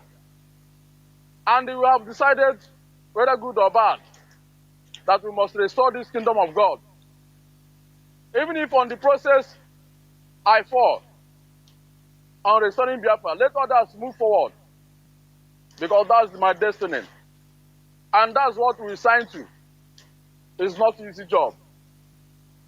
Mazi, according to your topic based on our religion, Mazi, Britain, before they come to our land, I'm with Romada, I'm with Rumopo, I'm with age grades, people that make their law and govern the community. All those things, non-allow Biafra. We have all those things before Britain come to deceive us with their religion called Christianity. Mazi, during that time, our forefathers, once your child or your grandchild born, wherever he is, he will send message. He will send powder for those who that use powder. He will send unzu for those who that has unzu. Our communities in various places, they have their way to celebrate the coming of new child in our land. Then some people will shout, their neighbors will gather. They will start asking, well, what happened? They say, yes, this is my child over there. His wife I put to bed. Amanzu, a type powder. Mazi, a tiurono, our people call it a tiurono. Oh, lo, lo, lo, oh, lo, lo, lo. All those things is no more there. It's because of what Britain bring to our land. Mazi, during that time, our people, when a new child is born, and when you are Igwaha, in our own side, is not Igwago. It's just to know who the person that came in that particular time, that our ancestors that originated back to the earth, to know whether it's him or not, and also to start identifying and solving his problem before he left the world to the another side of our ancestors. All those things is no more again. It's all because of what Britain have brought to our land. Mas, during that time, if you come to many communities, if you're a bad man and you want to pass a particular place, something will hold you there. Or if you want to pass through a particular stream, the stream will hold you there because you carry bad thing in mind, or you carry bad something in your pocket. That time, people do festivals, many places and many communities do gather and they attend other people's festival. And once you carry bad something to come and do in that festival, immediately you will cross that place or that stream, the stream will hold you there until you drop that thing. But man, those things is no more. It's not there anymore. Because of what Britain brings to us. Man, we must continue. We must continue preaching about the atrocity of Britain to our people. And that is why our so-called politicians, they will swear with the Bible and the Quran, or Korea, whatever they call them, and they will get away with their crime. Nothing will happen to them. And that is why these idiots have mind to say it's my turn in Abia State, because in human and so. Yes, we are in the struggle, and we can never allow our land not to be developed, as our GOs have said it. Our land will be developing, and we continue fighting for our struggle. We can never resist any undeveloped land or place in our land. Say we are fighting for freedom. No. Agana develop. We are continuing fighting for freedom. And that is why to say, because Allah them in this. Like what happened to is it Mbise? People are selfishness trying to forget what is involved.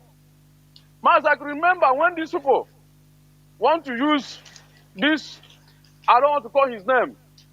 He said that they want to come and preach to our people. They want to use him to tell the world that yes, we are against Christianity. We are not against Christianity. What we are against is they are deceiving our people, not to tell our people the truth. And that is why I'm telling whoever that's trying to say you want to bring whatever you want to bring in our Biafran land. Don't let enemy to use you. You must be careful, because when sleeping is sweet, you can be able to snoring. Now, you must be careful. Don't let enemy to use you against your people. Whatever you are doing, we are not against anybody. We are not against religion, but we are against the manner which you people are trying to deceive our people. It's of you to tell our people the truth, that your problem is government, not religion. But you people are trying to give our people a hope that can never come to exist. A mansion that you can never know how the place look like. That's why we are against those things, not that we are against religion. We are not against religion. Our leader says, when Biafra come, you are free to worship even cockroach, even arere. You are free to worship them, but you must do them according to the law of the country. And that is why we are saying, Biafra must come. We are not going back and we are not backing down. Mazi, no retreat, no surrender. We must continue firing them. Mazi, see what is happening in social media. Even one of Nigeria zoo, let me not call zoo celebrity, also identified. He have known that Nigeria can never work. I don't want to mention his name, which all of us see it in social media, what they write about the zoo. Mazi, that's how it's supposed to be. But you look at our so-called politicians. When somebody is trying to use his own side of selfishness or selfish interest to make our land not to be governed, or to make our land ungovernable to other people. See them, they just keep quiet. Mazi, if there's a place this thing will be, you will see this animal can never smell, even to try to come out, say that he's going to contest any position, because we have seen his mind. He doesn't have the mind of people. He has the mind of only himself and the so-called party, knowing that the party does not represent the mind of people. It's your interest towards your people. And that is why I say, Abia State can never be in a sleep. This man, we strive and make Abia State ungovernable. It can never happen. Or Chukwu Okadiama will take him away before the time.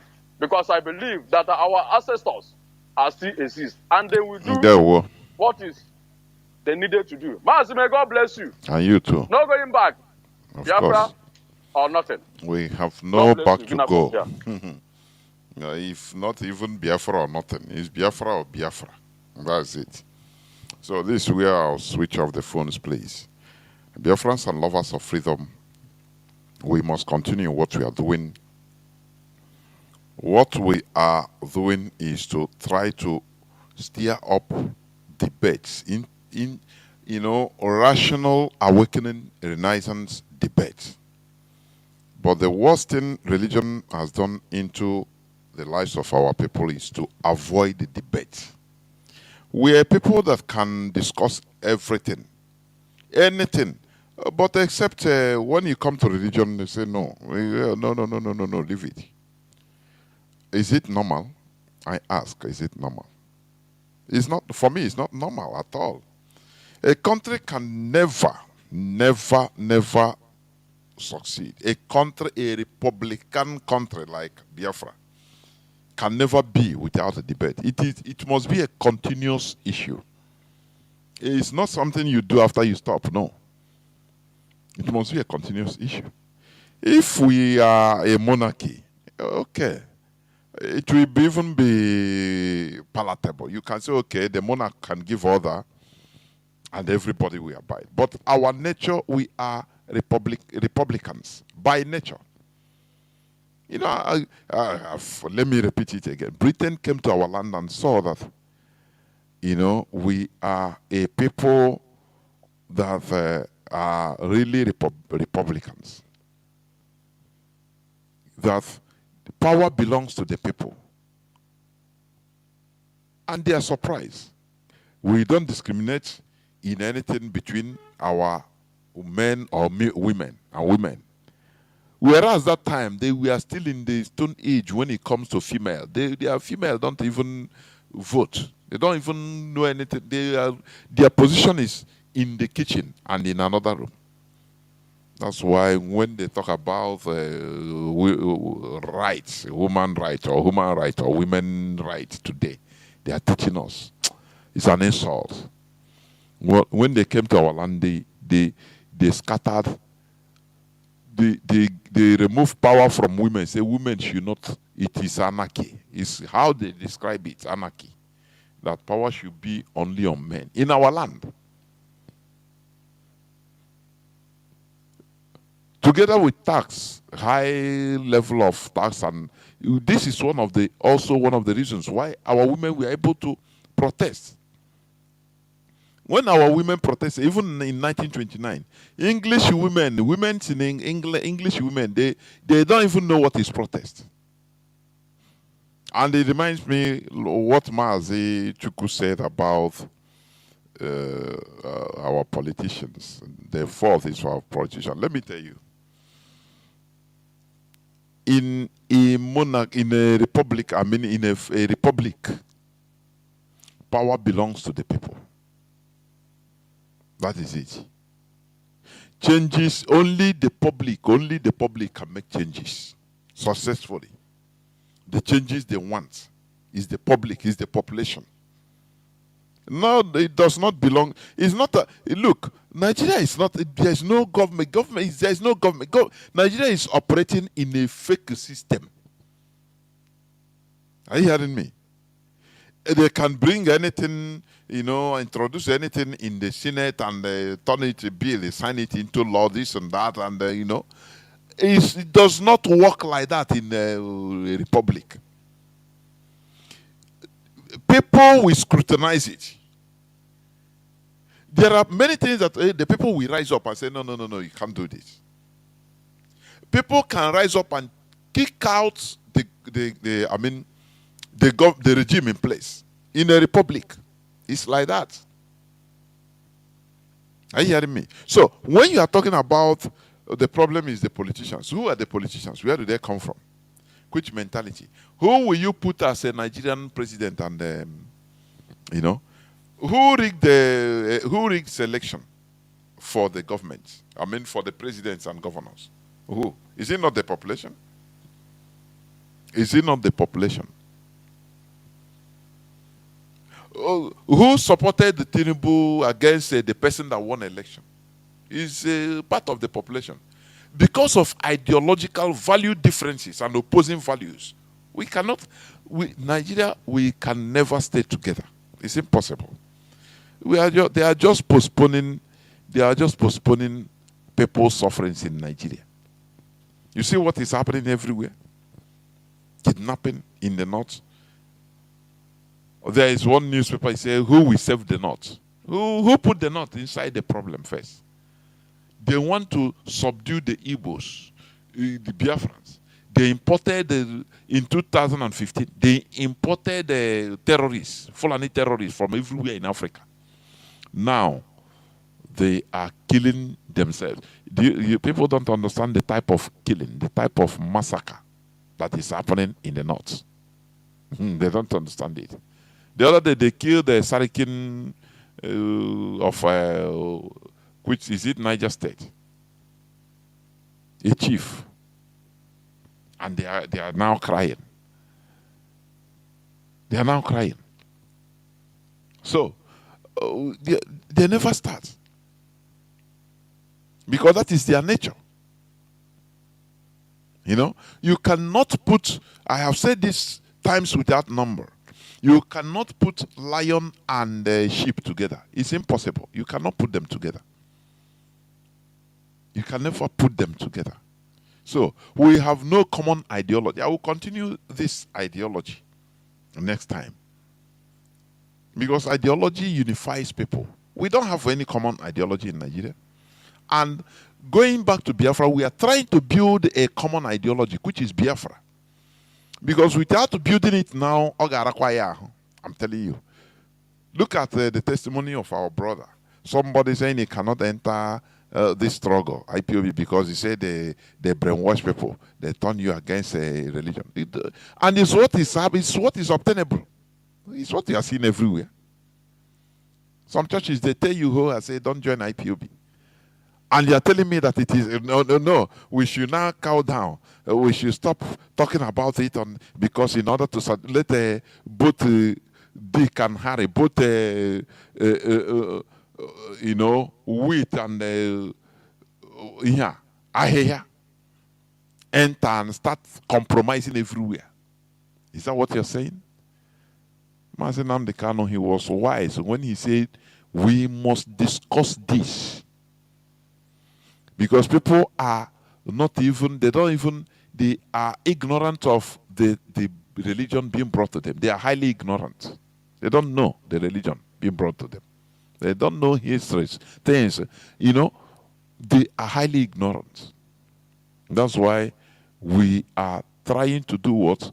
To educate our people on the religion we are born into, which came to our land and made us to turn against everything concerning ourselves. When you talk about our mineral, people's minds will be, they go back, and you see people, which kind of human beings are these?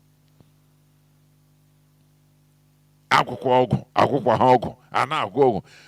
if that is the core of our mineral. As if all that, even religion, all this foreign religion, had a work. You will tell somebody, come, even if I say you pray for him, you buy candle, or you do this, you do that. All those things are part of a work. So why are you meant to demonize your own? Whereas our own thing, part of our menala, he helped us. Igbo boy, I said it. We don't talk about that one. Igbo boy, you serve somebody for 5 years, 6 years, 7 years, Udogi give you more capital, which the government cannot provide. Because no government to help us. So we use our menala to help ourselves. People don't talk about this. They don't refer to this, that he helped us. No. They don't refer to it. They only go, whereas the church you are talking, the religion you are talking, they kill us in order to impose the religion on us. For many years in the Christianity, in the religious history, they killed the people for religion. They committed atrocities, but they leave all those ones.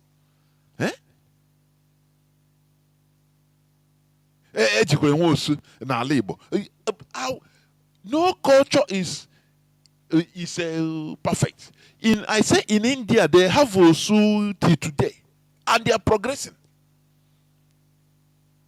They don't know how to manage their things. We were removed from ourselves, and against our shadows for nothing. That's why going back is very difficult. It's very difficult. But the only way is the hard way. If you say avoid it because it's difficult, they can not lie. That you are running away. He who runs away, fights and run away, will fight another day. That's it. So if you run away, say, don't discuss about this now. Before God and man, later, we will discuss it in a very difficult way. That time, against ourselves. Negotiation table. That time, it will be in another way round. But it is high time we learn how to bow to superior arguments. We learn how to, have a debate, civilized debate. Let it be a discourse. Why is this so? Why is this so? Why is this so? If you say that a church becomes an institution that is doing work that is supposed to be done by government, we're taking over government government place. It's not right. We are a church now, have solution for everything. For sickness, for lack of job, for everything. Now people will be interested in building churches more than building things that will give us work, things that will improve our lives. They go to church. Is that a good thing? Where you scam people, deceive ignorant, innocent people, men and women, into believing that church is the solution for everything. Every problem. Instead of government, instead of us, attacking our government, holding government responsible so that they feel it. Whereas you are dying to go where people held the government responsible and the government delivers. In Europe, government delivers. But you don't want to do it in your own. You say, no, leave this. How do you think it's possible? Look at how Nigerian Muslims that went to pilgrimage, 600 of them refused to return. They refused to return. In their dear country. They refused to return. Let them do what Saudi Arabia do. No way. They cannot. But they have the same religion. Whereas Saudi Arabia is using their own. Islam is their culture. Islam gained orthodoxy about 250 years after Muhammad. They fought for it. And even in 18th century, Arabs, they had another Arab, the first Arab Spring. Going back to their culture. It's in history. Do you study history? The answer is no. That's why Middle East is developed as it is today. Because before, when they were colonized by Ottoman Empire, which is Turkey today, they tried to, erase their Islamism in them. But in 18th century, like 17 something, so, somebody, this type of awakening entered them. They say, no, we are Arabs. Our culture have been Islam. We will develop with our Islam, with our culture. If we try to remove our culture and say, let us embrace a foreign culture, it is better. We will be in heavy problem. That's why today, you see, in the Middle East, all those countries that America imposed their democracy. Look at Iraq. Just look at Iraq. It's a no-go area till today. But look at the countries that are using their natural system, Islamic monarchy. They are okay. They are good. Look at Morocco here. Even look at Morocco. Look at Morocco in North Africa. Look at. Are they not doing well? It's a monarchy. Why must they impose on us everything? Language you impose. They are now teaching us woman right, which is our culture. They are now teaching it to us. Oh no, it's like no. They are imposing on us man marry man, woman marry, and okay, we will do it. A time will come, our people will even do it more. We take it more than them. Because they know that whatever they introduce, it is a matter of time. It will catch fire. And our people will now take over. That's why, look at our people, Ndibo mostly, in UK. Somebody will go Nigeria, marry a woman, bring to UK. Before you know, the girl will understand the culture of that woman has power more. He will pursue the husband from his house. Single mother. That is a people that has no culture. They are unsaturated carbon everywhere. Anything you will. India, we know it doesn't matter as long as India marry India woman, they go there, they bring from their country, they marry according to their culture, nothing. They must settle it among themselves. But it's only our people, mostly our people. Hey, before in a single mother. And encouragement. Single mother. Before in different fathers. We must go back to our culture. Any person that is telling you contrary is deception. What deception? Single mother. Single mother. In ego single trash your husband even because of it trash single mother, everybody was single mother. Then I make career modern. Or just little percentage and we go do so set loyal like an alibo. But hey, single mother, single mother, because you want to you want to get everything by yourself. Greed. We must change. We must change and go back to our roots. And let me also repeat this. I said it the other day. Our people at home should desist from being recruited and be slaughtered by the Nigerian military. Nigeria is doing something.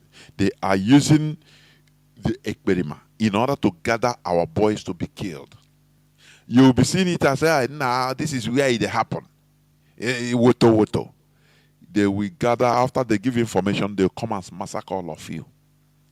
Are you hearing me? IPOB, the leadership of IPOB knows the road. They know what they are doing. You might think that you are in more hurry. Let me tell you, as our brother said, Mazi, he said, any soldier that is more overactive, I say, is a threat to every others. There is, during the Biafran War, when you read them, is it Frederick Forsyth or one of these books, he gave account. One, is it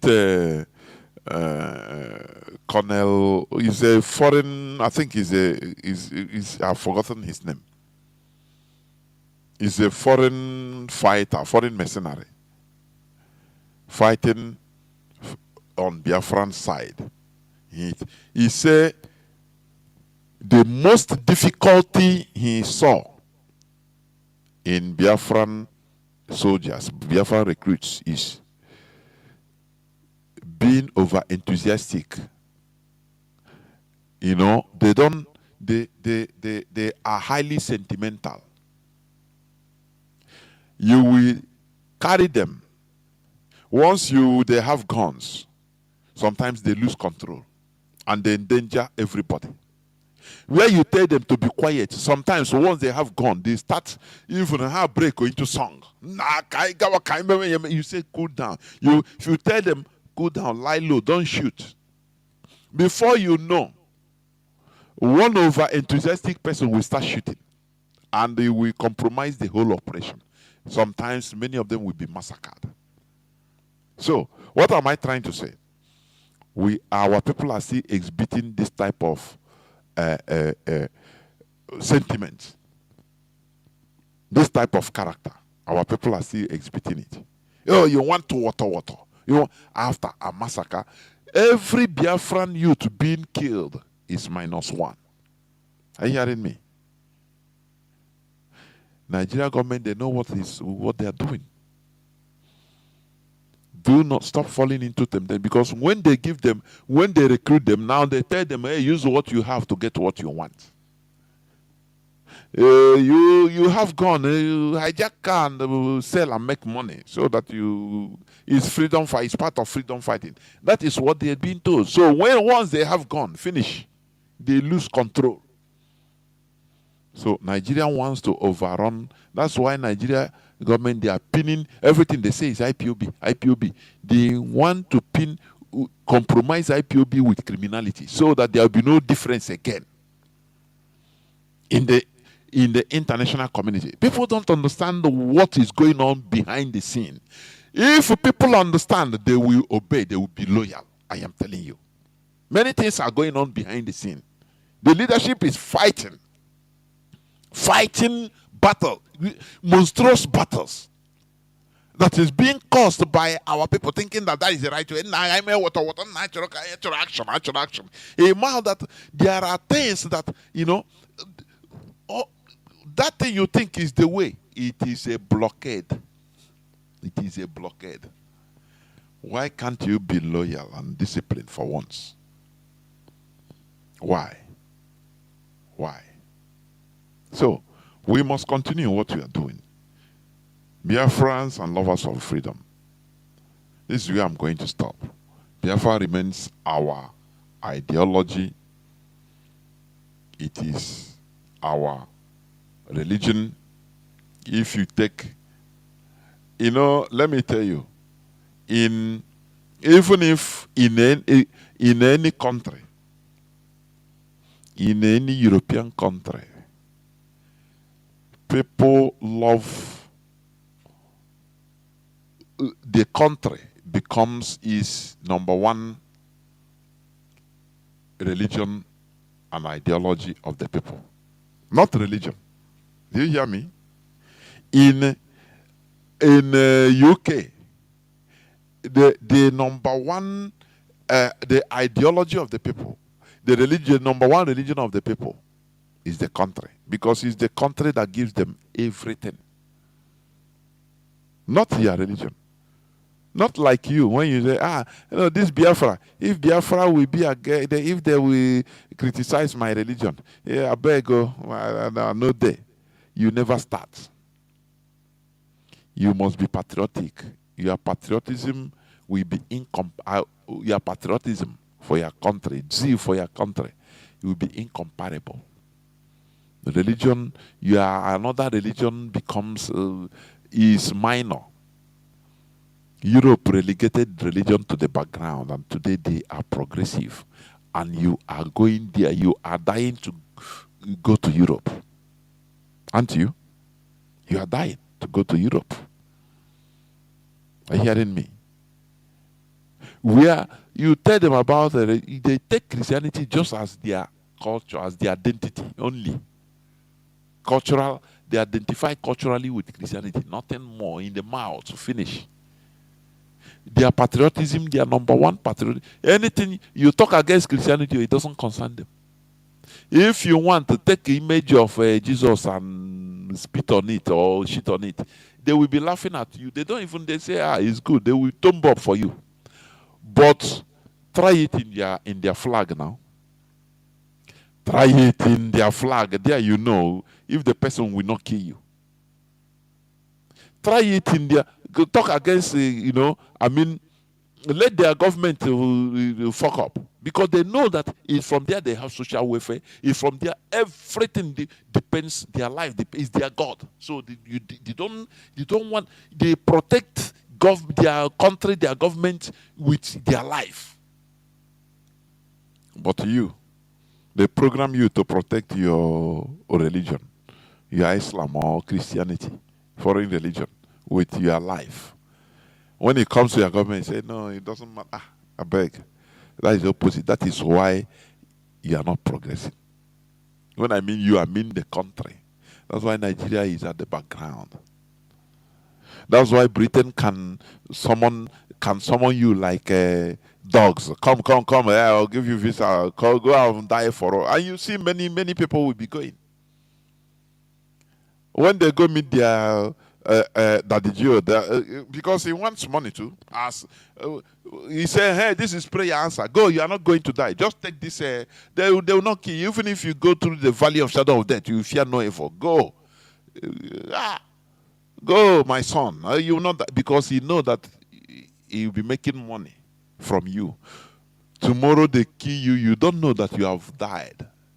He will come and comfort your parents. Finish. Use Bible quotation and encourage. You don't know again that you have died. You don't know. You are no more. So for you today, many people will say, this Commonwealth recruitment in the UK, na opportunity, na jackpot, na wow, na miracle. You use miracle, and you enter one chance. That's it. Come, let us join hands together to restore Biafra, to build our own miracle, our country. To build it. It become a miracle for us. Thank you for listening. From me, Mazi Jonathan, from here, it is simply good evening.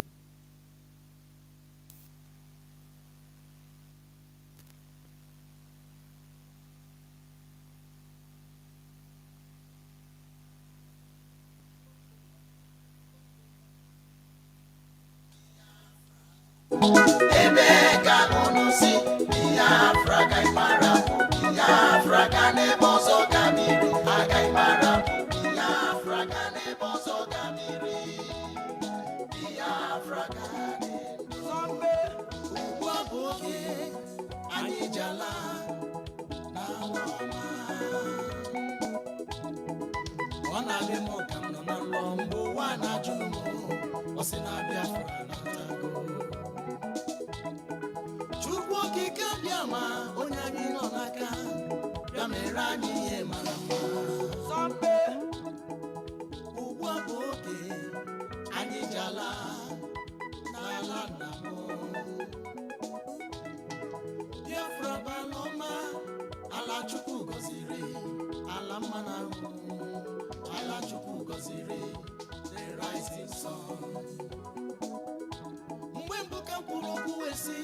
jie nwatakịrị o were aka ya elu aka fụwa ya ụfụ wetuo ya maka na ọnọdụ ugo adịrọ n'egbe mma sọmpe ndị ala adịghị mma ndị zu ndị na-aṅụ ọbara mmadụ ndị okwu ha abịakwala n'ọzọ ka ha kwatusu Biafra mana Chukwu okike abịa ma gị ka ị nọ n'aka mana Chukwu okike abịa ma gị ka ị nọ n'aka